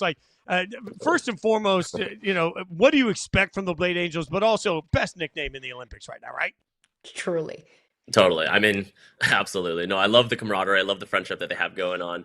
It's really heartwarming, and I'm happy that they're all there to support each other. The experience should be a positive one. It should, no matter what, it should be one that you can look back on and really enjoy. So I'm glad they have each other's back and really supporting each other through this all. They have the opportunity to do something incredible and get multiple medals or at least one medal on the through the end of the event. So I'm really excited to see them to put their best selves out there. But again, as we've been talking about through all of this, it's not really that we're here. It's not that these athletes are here at the Olympics only to medal. They're here to also have a great experience, to learn, to continue growing and show the world the best of themselves. And so, I hope that their focus can be on doing the things that are controllable, doing the things that are in there, that they're able to do, that they've practiced a million times, that they know for sure that they can do. And I'm excited to see it.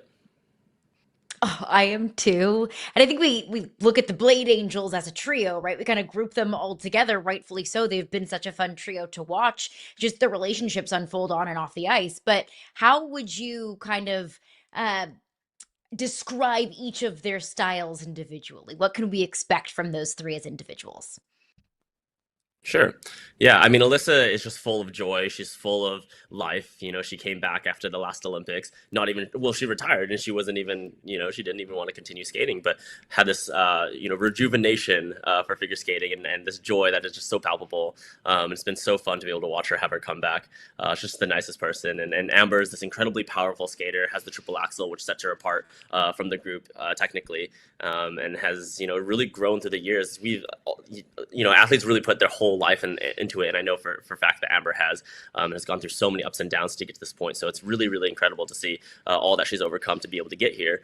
And Isabeau as well, she's this clean, beautiful skater that throughout the years has really put her mark on the sport. And I think through this all, we sometimes, perhaps the commentary is not necessarily so much about her, but I think that she is absolutely in the running to be the best of the team as well. And just really exciting to see all three of them be just such phenomenal skaters. And, the pressure is not on them in any sense. The pressure is all just to enjoy the moment the best that they can. All right. You've talked a little bit about, what the experience is like and that it's more than just the Olympics. It's about a great experience. Well, for you, covering this year, not competing, you're there when you're not just working. And I realize figure skating takes up all your time, but what's the one event that Nathan Chen looks at and says, oh my God, I have to go see that one event in person? What's the thing that you just absolutely gravitating to? Totally. No, I've been following hockey for a little bit of time. I grew up in Utah, so I'm glad that we just got the Utah Mammoth. Clayton Keller is part of the team, so that's really cool to be able to see that he's on the hockey team. So unfortunately, I'll be leaving before the gold medal game, but I'm presuming that it'll be USA Canada, so that'll be a really great game to watch. But I'll catch that on TV. And I can't wait to hear about all of your Milan adventures and memories. We will talk with you on Wednesday, though, so I know we'll have plenty of time to talk about your, off-work duties and all of the fun things that you've been doing. But when we do talk to you on Wednesday, if you want to look into your crystal ball, what do you think will be the biggest story in figure skating over the next couple of days? I think Ilia will certainly be someone that they'll talk about for a little bit, but I also know that he has so much potential, and I think he'll be someone to, no matter what, will be someone to look at for the next four. Over the next, competitions, we still have the pairs event tonight, so that will be a medal match. So we'll see the results of that, and then the women will definitely be, I think, highlights of the entire Olympics for figure skating, to see who is able to just really put out the skates that they are hoping to have. And of course, Kaori Sakamoto from Japan has been a name that's been well recognized in figure skating over the past 4 years, and I hope that she'll be able to have her moment on Olympic ice. She's had great skates in the past Olympics, but I think this is another great opportunity for her to show off the work that she's putting in. And then, of course, our Blade Angels will certainly be a team to look out for over the next couple days. You guys can follow him on social media. You see it there at Nathan W. Chen. You can watch him on Yahoo Sports coming across throughout the course of these Olympics. Nathan, we appreciate your time. We'll see you again Wednesday. Thanks so much for hanging out with us. Great. And thanks for sharing your expertise, my friend. Absolutely. Yeah, thanks for having me. It's great stuff from Nathan. God, it's just the joy is so palpable in these Olympics. I'm in for it. The joy is not palpable for me about report cards. NFL owners are soft. I'll tell you why next.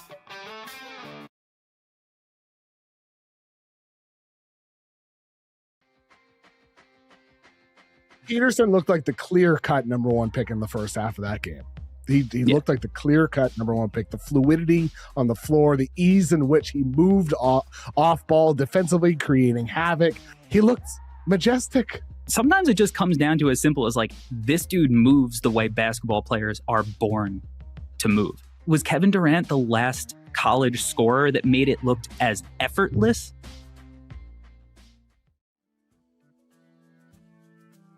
Did you go to the casino after the fight? Hell yeah. How'd you do? We're up.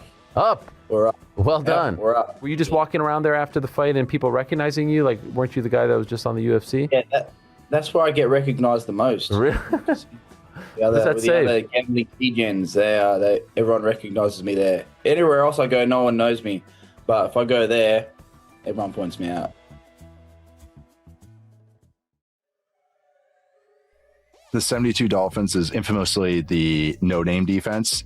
This one's the too many name defense. Too many names, too many names. Defenses were ahead of offenses this season for a lot of it. Like the best teams in the NFL had the best defenses. We're sitting here talking about this defense and how good it was and how hard it is to isolate one player. And yeah, that's the sport of football. It's a team sport. It's hard to isolate individual players, and Seattle really exemplified that all year. We're ranking the actual threats from the absolute frauds. Your contenders, who do you got? My contenders. So I have Sporting, and I say that because they have had a strong top 8 finish over some other heavyweight teams. They're actually very, very hard to break down as a squad, and they're very, very strong in transition. And they got a guy named Luis Suarez, which is fun. Just guard your ears.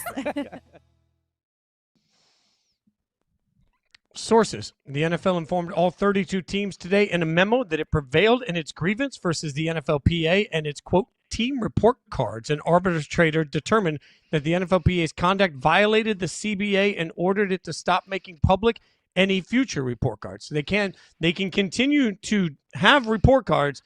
They can't make them public. And this comes about a week before we usually get the release. Every year we get the report cards around the scouting combine week. So that would be next week. We were anticipating getting some of that information, and now the NFL owners remind us, Caroline, that for a bunch of billionaires, these owners are the softest people you could possibly imagine. Charmin soft by every single one of these owners that sits there all the time and lets their players get critiqued. But the minute somebody has something to say about Woody Johnson and the just god-awful job he's done owning the Jets, all of a sudden Woody goes to arbitration to stop himself from being called out. This is just a terrible look by the league. It's a terrible look by the owners. I hate every second of it. Wow. The billionaire rich boys can't handle a little bit of accountability as they're sitting up there in their ivory towers. They can't handle their own players, their own employees saying, hey, I think that we deserve better working conditions. Shame on them. It's cowardly, it's gross, it's icky, it's spineless. And honestly, if I can be a little bit dramatic here, it feels un-American. Like, it is American to have checks and balances. It is American to be able to hold those in power accountable. It is American to be able to publicly criticize those who are in charge of us.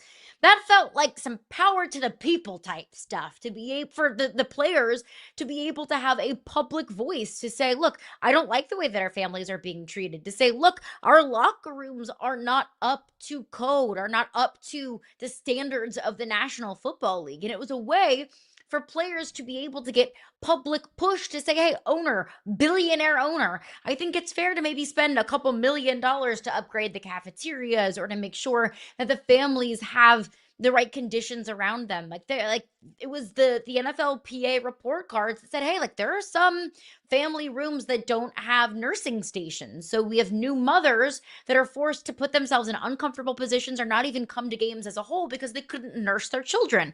It's 2026. We have to take care of our moms around here. We have to take care of our families. Whenever you have players that are getting paid very, very handsomely, they deserve to have working conditions that are up to code to the rest of the league. So it feels gross. It's not right. I don't like it. And I think that the players deserve to have a platform and a voice to speak out on things that they deserve to speak out against. According to Forbes last year, some of these teams. Cleveland Browns, for example, worth $6.14 billion, right? My beloved Raiders worth $7.9 billion.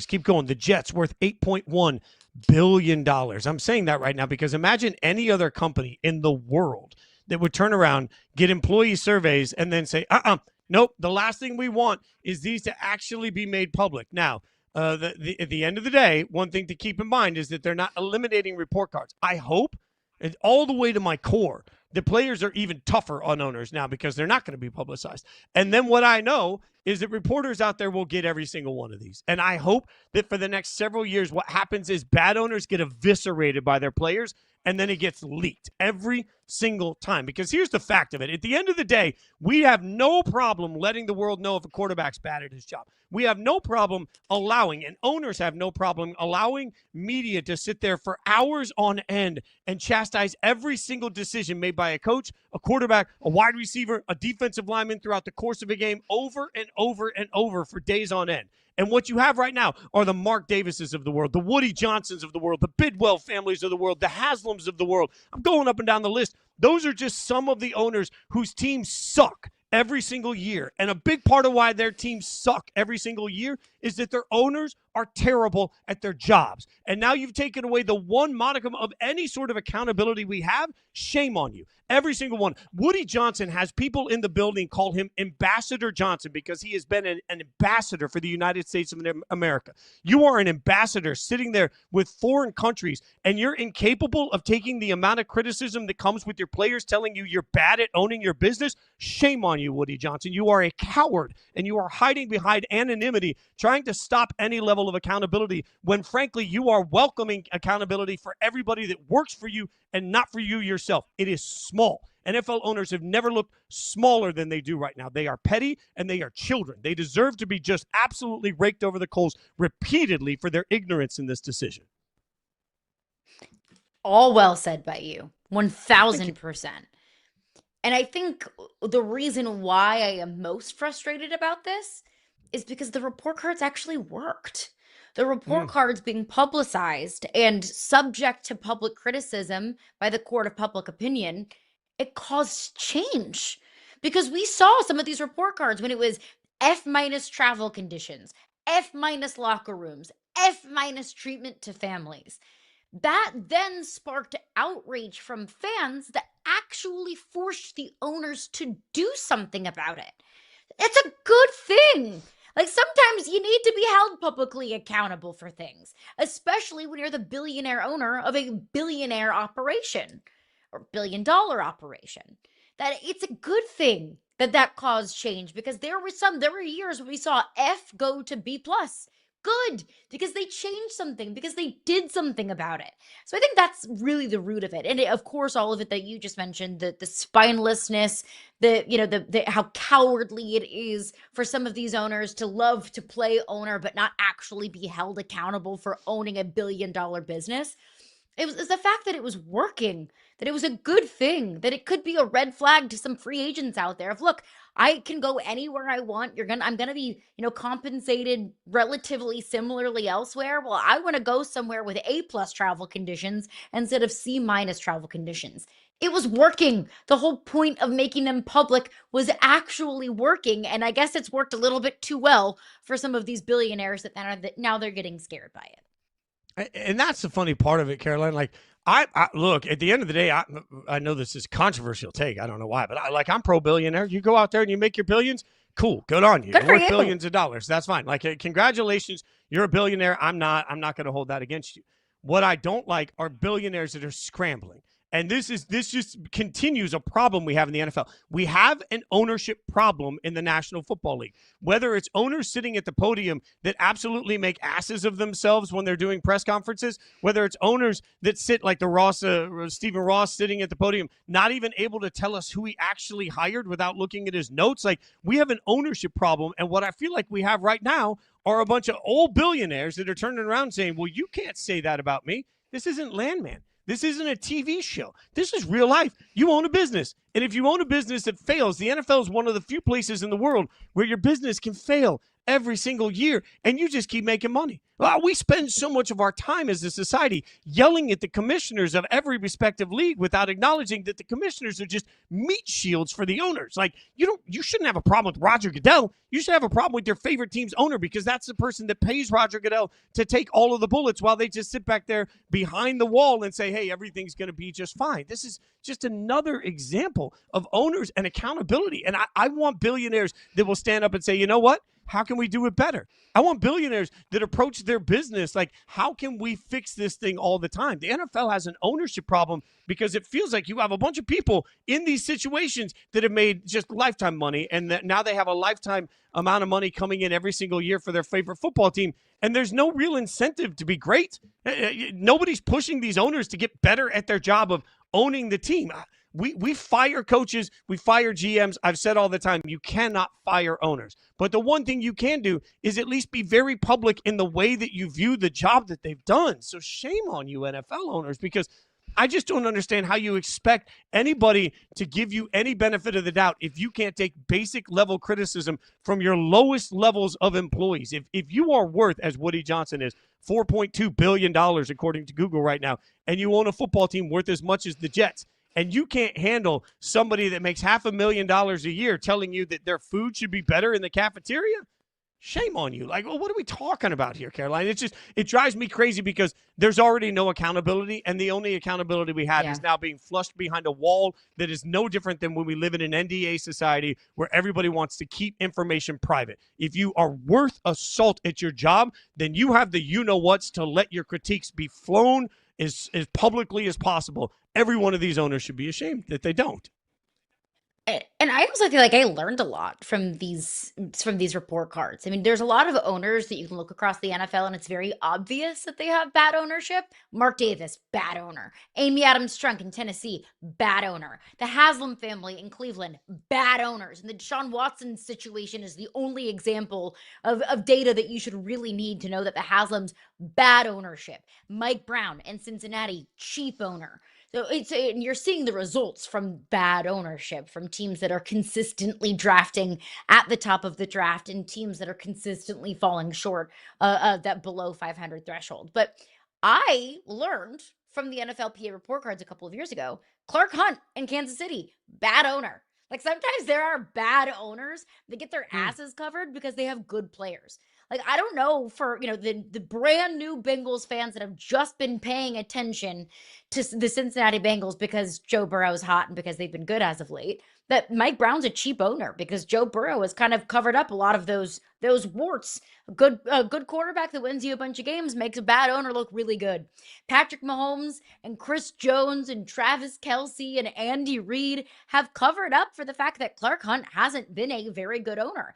F- on the report card just a couple of years ago. And I believe on the 2025 report card, the Chiefs had the lowest rated, or one of the lowest graded, locker room conditions in the NFL. I didn't know that, frankly, because I don't cover the Chiefs on a daily basis. I don't have a direct pulse on the heartbeat of that fan base. I didn't know that Clark Hunt wasn't an owner that was willing to spend on upgrading the conditions, but I learned that from the NFLPA report card. So not only is it valuable for the players, and not only is it valuable for the league, it was valuable for me as somebody who covers the league on a day-to-day basis. It was enlightening. Imagine what it would feel like for every one of us that works for somebody too. Like, we work for Yahoo, right? And Jim Lanzone is the CEO of all of Yahoo.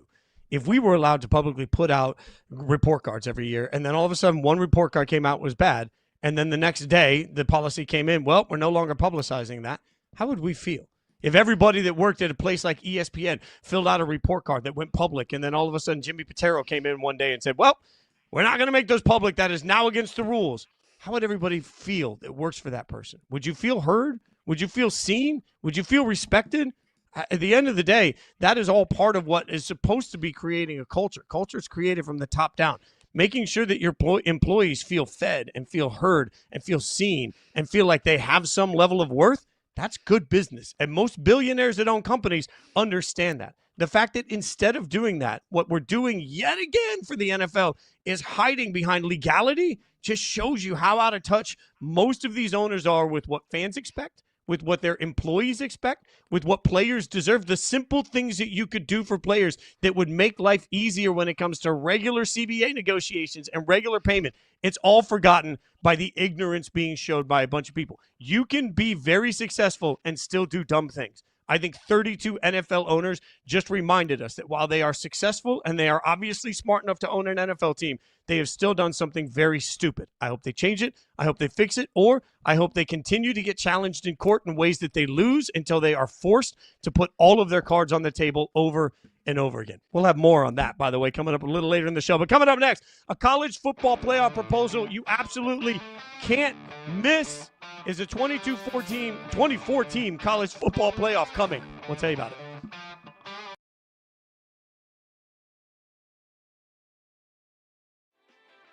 You covered Darnold with the Jets. Where are you kind of just feeling about him? Another game with 3 games in a row, no turnovers for Sam. The sack avoidance night from Sam was incredible. The back and forth between Sam and Milton Williams was honestly really impressive for Sam on my part, because I thought that it wasn't his best game of the season, but it was the game he needed to have, which was clean. He won the Super Bowl. He's going to get a contract extension. It's kind of cool to see his redemption story.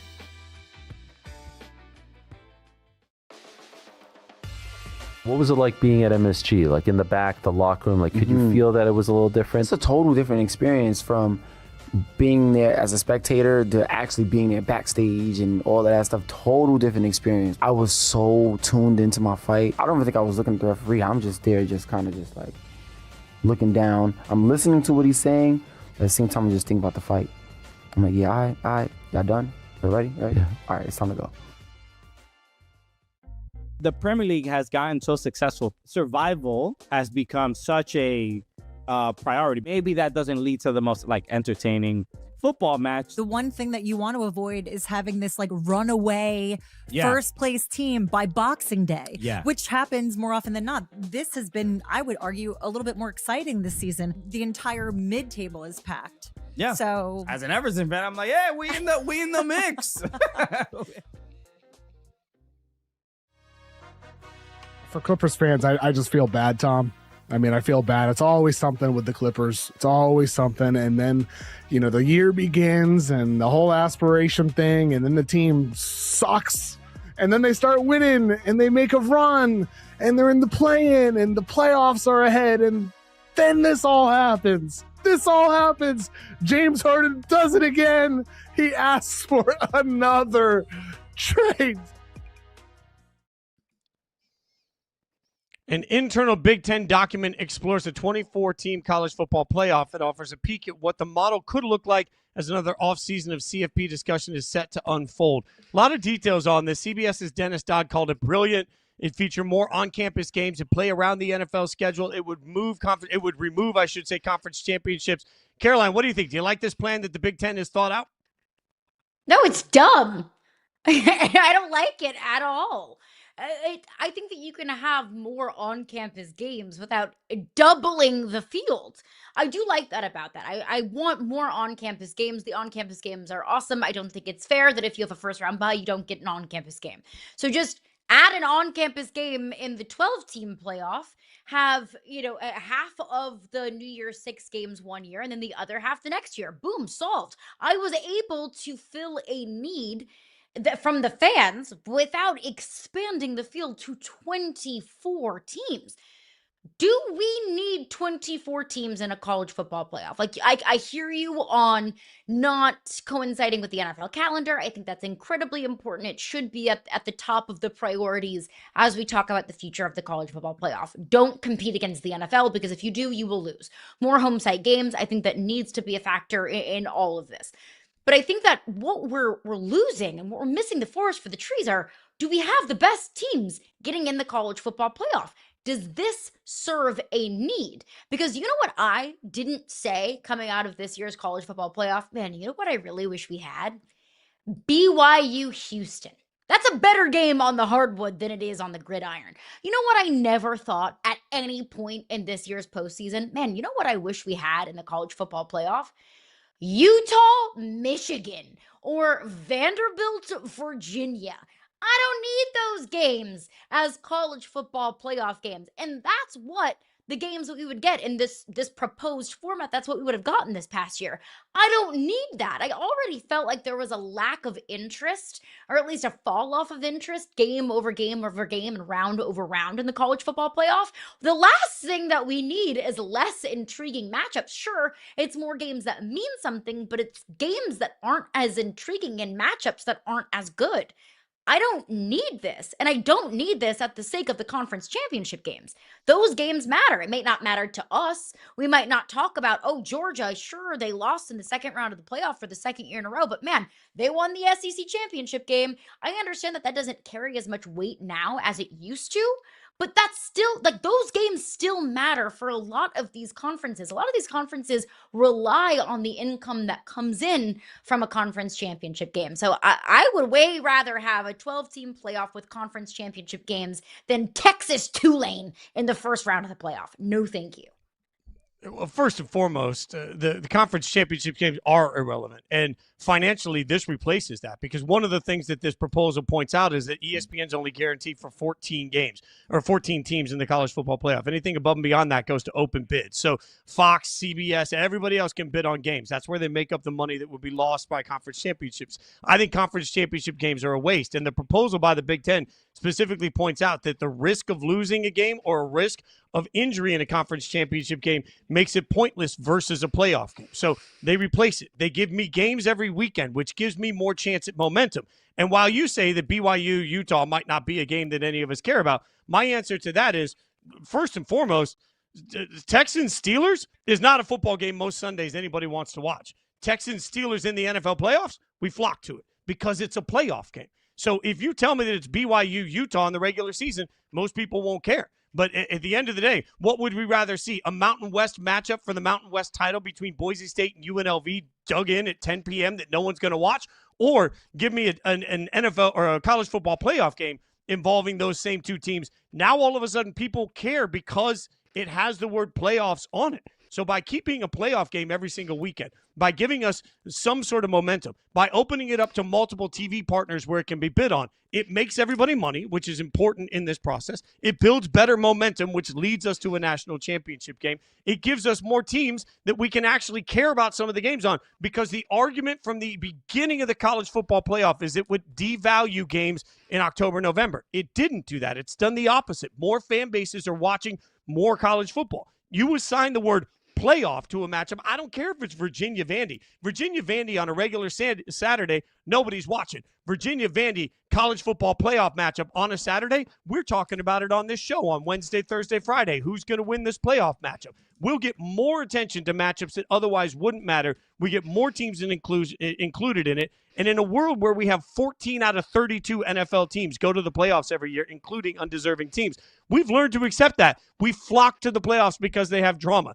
24 out of all of the college football teams we have. If we get 24 playoff games and it means suddenly we're watching Memphis versus Middle Tennessee State, we would never watch that game in a usual Saturday. I get it. But we're watching it if you assign the word playoff to it. And we're trying to figure out who's going to get bludgeoned by Alabama the next week. I think it's a flawless proposal, and it's the first time I've seen one that I see at 24 games that I say, yeah, even though I didn't think I'd love 24 games, I love this proposal so much, I think it works. Did you watch Oregon JMU? Yeah. I'm a sicko. I watched Oregon JMU, yeah. I watched about a quarter of it, and I was good. 4.4 million people watched Oregon JMU. That was the lowest viewed game of the entire college football playoff. Same thing with Ole Miss watched Tulane. I'm good on that. I don't need to watch a bludgeoning from a team that doesn't belong in the playoff. Like, these are lowly rated games, because just because the word playoff is attached to it doesn't make it a good and intriguing matchup. Because you compare, BYU, Utah in the playoff to the Mountain West Championship game. I don't think that's fair. I would way rather see Indiana, Ohio State in the Big Ten championship game and watch Indiana squarely put themselves on the map over BYU Houston in the first round of the playoff. I would rather watch Alabama Georgia face off in the SEC championship game for like the 15th time in the last 16 years, because those two teams were two of the best teams in one of the most competitive conferences in all of college football. I found that a far more entertaining game than I found Ole Miss Tulane in the first round of the college football playoff. Just because the word playoff is attached to it doesn't make it an intriguing game.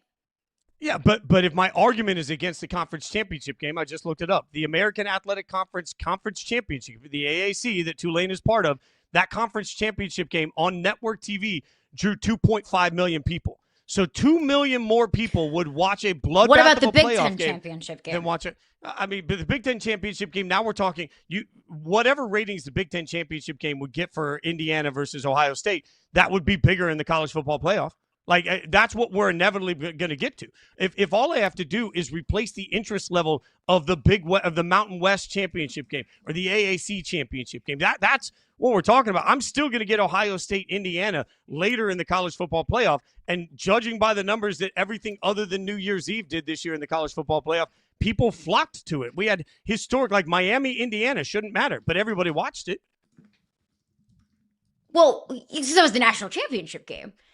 But yeah, 20 that's my point. million people. The Big Ten championship game peaked at 20 million viewers. You want to tell me that that's not more valuable to a television network? 20 million eyeballs over Oregon JMU that got 4 million, 4.4 million to be exact. Because you're not just doing away with the American Conference Championship game. You're not just doing away with the Mountain West Conference Championship game. You're doing away with the Big Ten and the SEC Championship games. What you're doing away with is more intriguing and better matchups between two actual juggernaut programs versus two teams that probably don't even belong in the college football playoff, or a matchup between David and Goliath, a Texas Tulane matchup in the first round of the playoff. If I'm going to be watching 24 games in the college football postseason, whatever it is, whatever the math, it nets out to, I probably am going to have to prioritize which games I'm going to watch and which games I'm not going to watch. And that's coming from me as a college football hardo. If you just poll the average fan, which we always say, postseason and playoff games need to attract new viewers or the average fan. The average fan isn't sitting down to watch Texas Tulane. You are diluting your sport and you are diluting what the playoff means when you invite those kinds of matchups into your postseason play. But the average, I feel like you're talking about apples and oranges, though, because the Tulane involvement only has to do better than Tulane would do in any other game. I'm still eventually going to get, most of the time, Alabama versus Indiana, which, by the way, looking here last year got 25 million viewers. So if I'm college football, all this expansion, the games that need to be replaced are the games that need to be improved upon, are the games we wouldn't be watching anyway. I mean, at some point, bowl action is such just a waste of our time. I don't care if we lose the Sarsaparilla. I don't care if we lose the Music City Bowl in Nashville. Who cares at that point? So if I have to lose the Music City Bowl and the couple of million viewers that would have, but it brings in instead 5, 6, 7 million because now it's a playoff game, now you're giving me more. The presumption that I'm not still going to get those massive matchups with massive ratings. I might not get it in the Big Ten championship game. I'll get it in a playoff game instead. And that's going to be even bigger because more casuals will continue. If I got Alabama versus Georgia in a playoff game, people watch it. If I get Indiana versus Ohio State in a playoff game, people watch it. So I'm still going to eventually get those ratings. Why do we need 24 teams in a playoff in order to get Alabama, Georgia? We got that in a 4-team playoff. We got Ohio State, Oregon in a 12-team playoff. I don't need 24 teams in a playoff in order to get engaging and good matchups. I can do that in 4. But if I take all of the matchups combined, if I take every single matchup we're going to get in this 24 playoff bracket grid, if I go all the way through from the first round to the second round, all the way to championship, and I add up my total number of eyeballs, will the total number of eyeballs that watch this entire bracket be more or less than it would be of conference championship games combined with bowl games combined with the existing playoff? The answer to that, to me, is squarely it'll be much larger. Even though it's a bunch of games, it'll be a much larger increase in interest. So I think to the point that you're making, we don't need these other things to get into the point that we have Alabama versus Indiana. But if I can give meaning to use the example we talked about earlier, if I can give meaning to Virginia versus Vandy, Man, I can't give meaning to the casual to Virginia versus Vandy as a bowl game. A few million people will watch that because nothing else is on. I can't give meaning to Virginia versus Vandy as a regular season game to casuals. The diehards like us will watch it. I give meaning immediately. The minute that game kicks off, the minute we kick off and we say, it's the first round of the college football playoffs presented on the Yahoo Sports Network, people will watch that. So my Cume eyeballs for all of the playoffs combined will go through the roof compared to what they would be of conference championship bowl games and playoffs right now. That's why it's a win for everybody. If more people are watching Vandy, whether it's in a playoff game or in a bowl game, that's a win for Vandy, a win for TV, a win for advertisers, a win for college football. So Tulane Ole Miss in the first round of the playoffs this past year averaged 6.2 million viewers, second lowest viewed game of this postseason. The Citrus Bowl drew 9. So at the Citrus Bowl, it was BYU. Who did BYU play? It was BYU. It was Texas, Michigan. It was Texas, Michigan in the 2025 Citrus Bowl. So that's the Citrus Bowl. What would Texas, Michigan? I can get Texas, Michigan in a 12-team playoff. I don't need a 24-team playoff because a 12-team playoff already invited JMU and Tulane. And no disrespect to those two programs, but those were the two lowest rated games from this college football playoff this past year. If you have matchups of two massive, massive teams like Texas and Michigan, doesn't matter if it's a playoff game or the Citrus Bowl, it's going to draw eyeballs. So if I can already get massive matchups, engaging matchups between two massive programs, like Alabama, Oklahoma. I got that in the playoff this past year, and it was awesome. Ole Miss Tulane wasn't awesome just because it was a playoff game. And what you're doing when you're expanding the field, yes, would you get more games that matter? Yes, you would. But you would also be getting more rinky-dink matchups that make people feel like they can just skip the first round of the playoff because it doesn't matter anyway. Because I don't need to watch Miami, Iowa. I don't need to watch Virginia, Vanderbilt. Even if it's a playoff game, that's what the average fan is going to say. They're going to say, you know what? I'm good. I'm going to wait until we get Ohio State, Michigan in the second round of the postseason, which is what you could just weed out those first initial rinky-dink matchups, non-engaging matchups, if you just narrow down the playoff field. So why do we need to expand the playoff when you're just making the first round of the playoff not matter? But again, I say this all the time in college basketball when people complain about college basketball ratings. College basketball doesn't have to do tremendous ratings on Saturday. It doesn't have to do college football level ratings for ESPN on Saturday. It just has to do better than whatever else ESPN will put on that day. The college football matchup with Tulane in a playoff game would always do better. Like, even if you're right, even if everybody mails it out and only the diehards watch, that's more eyeballs than Tulane's going to get any other way that year. And I'm still going to get the big. So to me, the improvement is that I keep the calendar, I keep the momentum, I keep every single week, I keep every single opportunity for people to talk about college football playoff.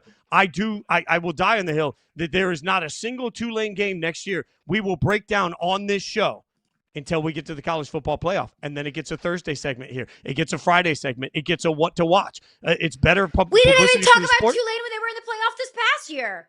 We did going into those playoff games. That was more mentioned. That was more love than Tulane got all year long. Like, look, I don't have a problem with it because I don't think anybody really loses. I think in the first round of the playoffs, even if the diehards even if it reduces the playoffs in the first round, then the second round is going to be great because you get the numbers you want there, and everybody skips one weekend. Who cares? But for the people that watch it, more people watch it because it has the word playoffs. Well, we should be noted the Big Ten has made this proposal.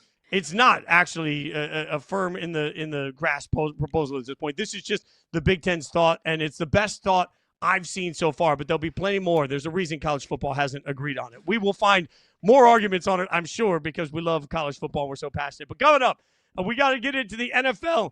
Massive news legally for the NFL that could change the scope of the league forever. We'll tell you about it next.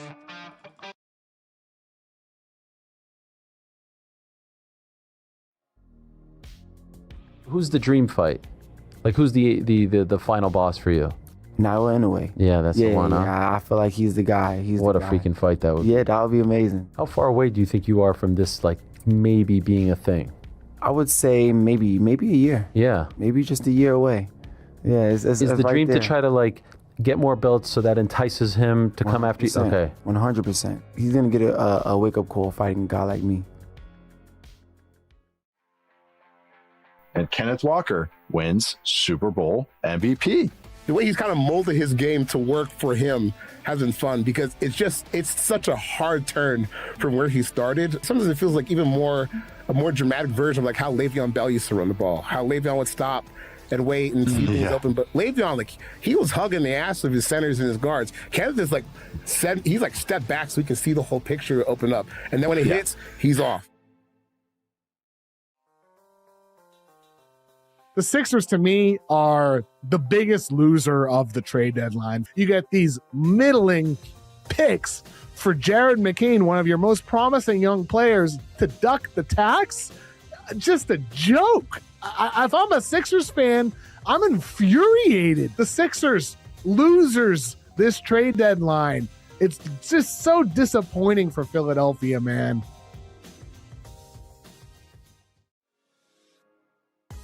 Who in college football could experience that same level of redemption arc? And I was thinking, we've actually kind of seen it a little bit in the past. I'd say Jaden Daniels did. Remember when his teammates were like throwing his things out of his locker and talking trash about him when he left Arizona State, and then he goes and wins the Heisman at LSU? It was a little bit of a turnaround. I wonder what those guys are doing now.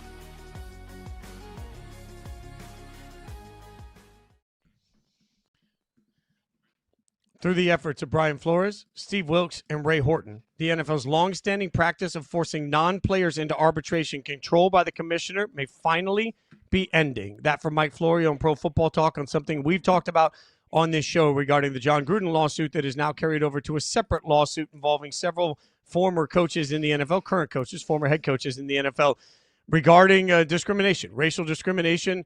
And Brian Flores' 2022 lawsuit against the NFL accuses them of systemic and chronic racial discrimination made in a landmark attack against the league. And this is the important part of it, Caroline, is that now what we've had yet again for the second time in a major court case, we've had the courts decide that any system where the person that dictated the rules, Roger Goodell, is also the arbitrator of the final decision, Roger Goodell, would be so incredibly unfair that it cannot be done. So now we are one step closer to the NFL being forced to air every ounce of their dirty laundry in a public court. This is what the NFL has been desperately trying to avoid, and it's the sort of thing that I believe could change the way we see the league for a long time when you have huge names being put under oath on the stand to talk about some of the dirty laundry that exists in this league.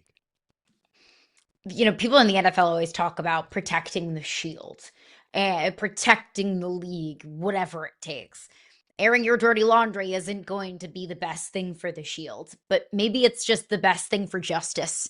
Maybe it's the best thing, period. I think it's right that the NFL, or that Brian Flores has every right to take the NFL to court because it is gross and it is icky if the commissioner of the NFL, whose own personal interests align as closely with the interests of the NFL as any other person out there in America, had the right to be the arbiter for that case. There's no world where that's right or where that is just or where the legal system can go through the correct due processes. So I think this is a good thing just for, justice and the law that we can have this going to court. Now, what does this mean for the NFL? Not great. Not great. I think we're going to have a lot of people whose reputations are damaged. There are going to be a lot of people who we might not think have dirty laundry or skeletons in their closets, whose dirty laundry and skeletons get put out right out there into the public and right out there into the open. This will cause a lot of shakeup, I think, in the NFL front offices, of individual teams. But maybe that's a good thing, Fitz. Maybe it's a good thing that we have people whose secrets are no longer being held secret. No, I think it's an incredible thing. Transparency is something that the NFL needs. And again, I'll go back to the John Gruden lawsuit, which obviously has to do with the emails that were leaked that resulted in him getting terminated. I want to say loudly, as I always have to say when we talk about this, the things he said in the emails were abhorrent.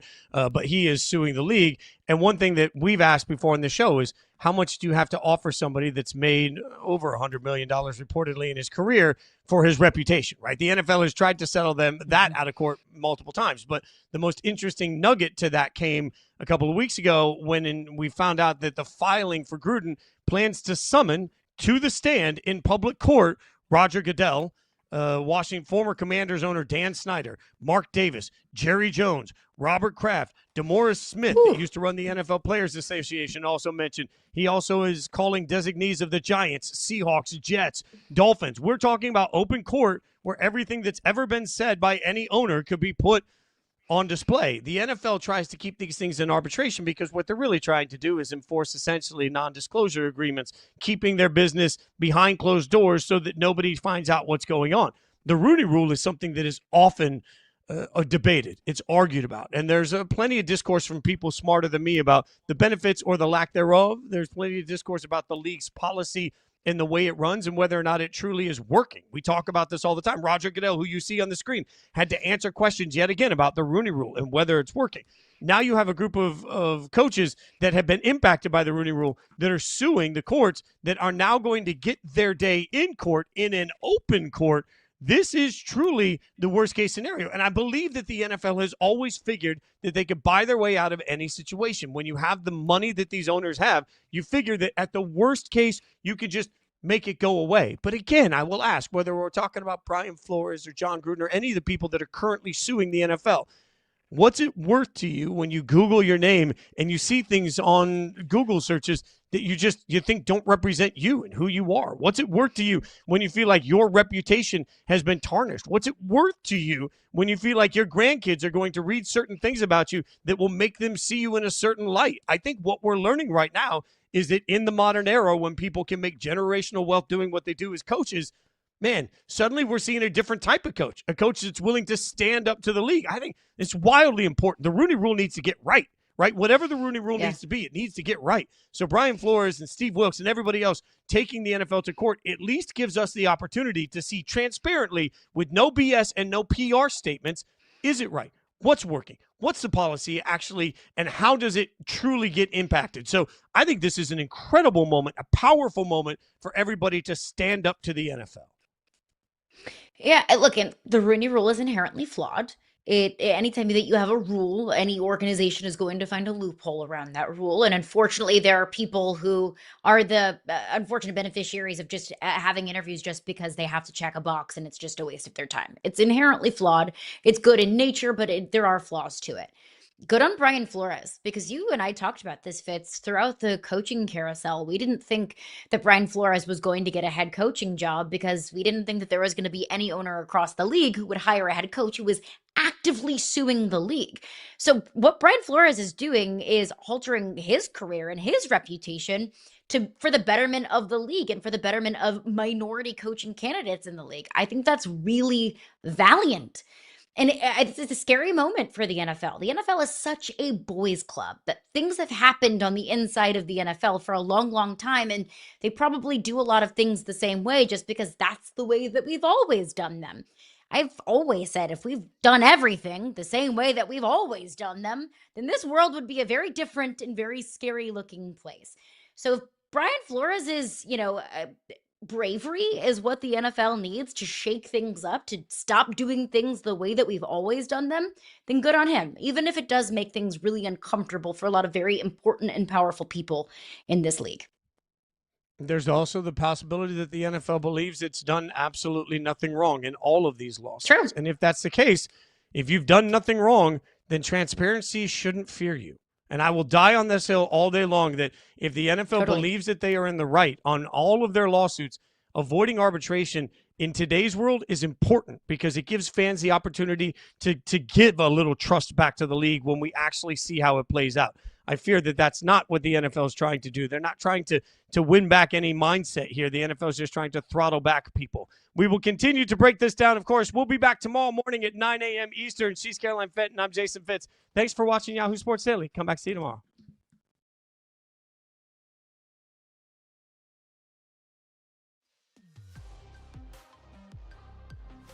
they never knew where the blitz was coming from. No, they didn't. They couldn't recognize it. And that's where then, if you want to criticize Drake May for that, sure, you can. But also, you got to look at Josh McDaniel, because even when you look at the route concept, it really didn't set Drake May up to be successful against those blitz concepts.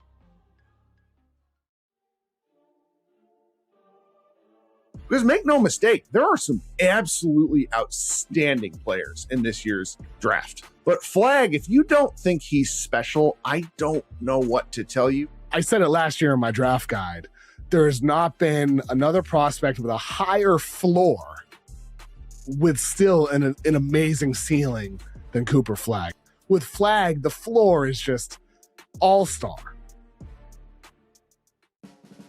Pronouncing names correctly, you are the king of this. In Scotland, we have obviously our own pronunciations, and we would grow up hearing a lot of our Scottish towns said the wrong way, and so I think it's always been a little bit of a chip on the shoulder thing for me from that point of view. And that's always look, we all can't stand the English there.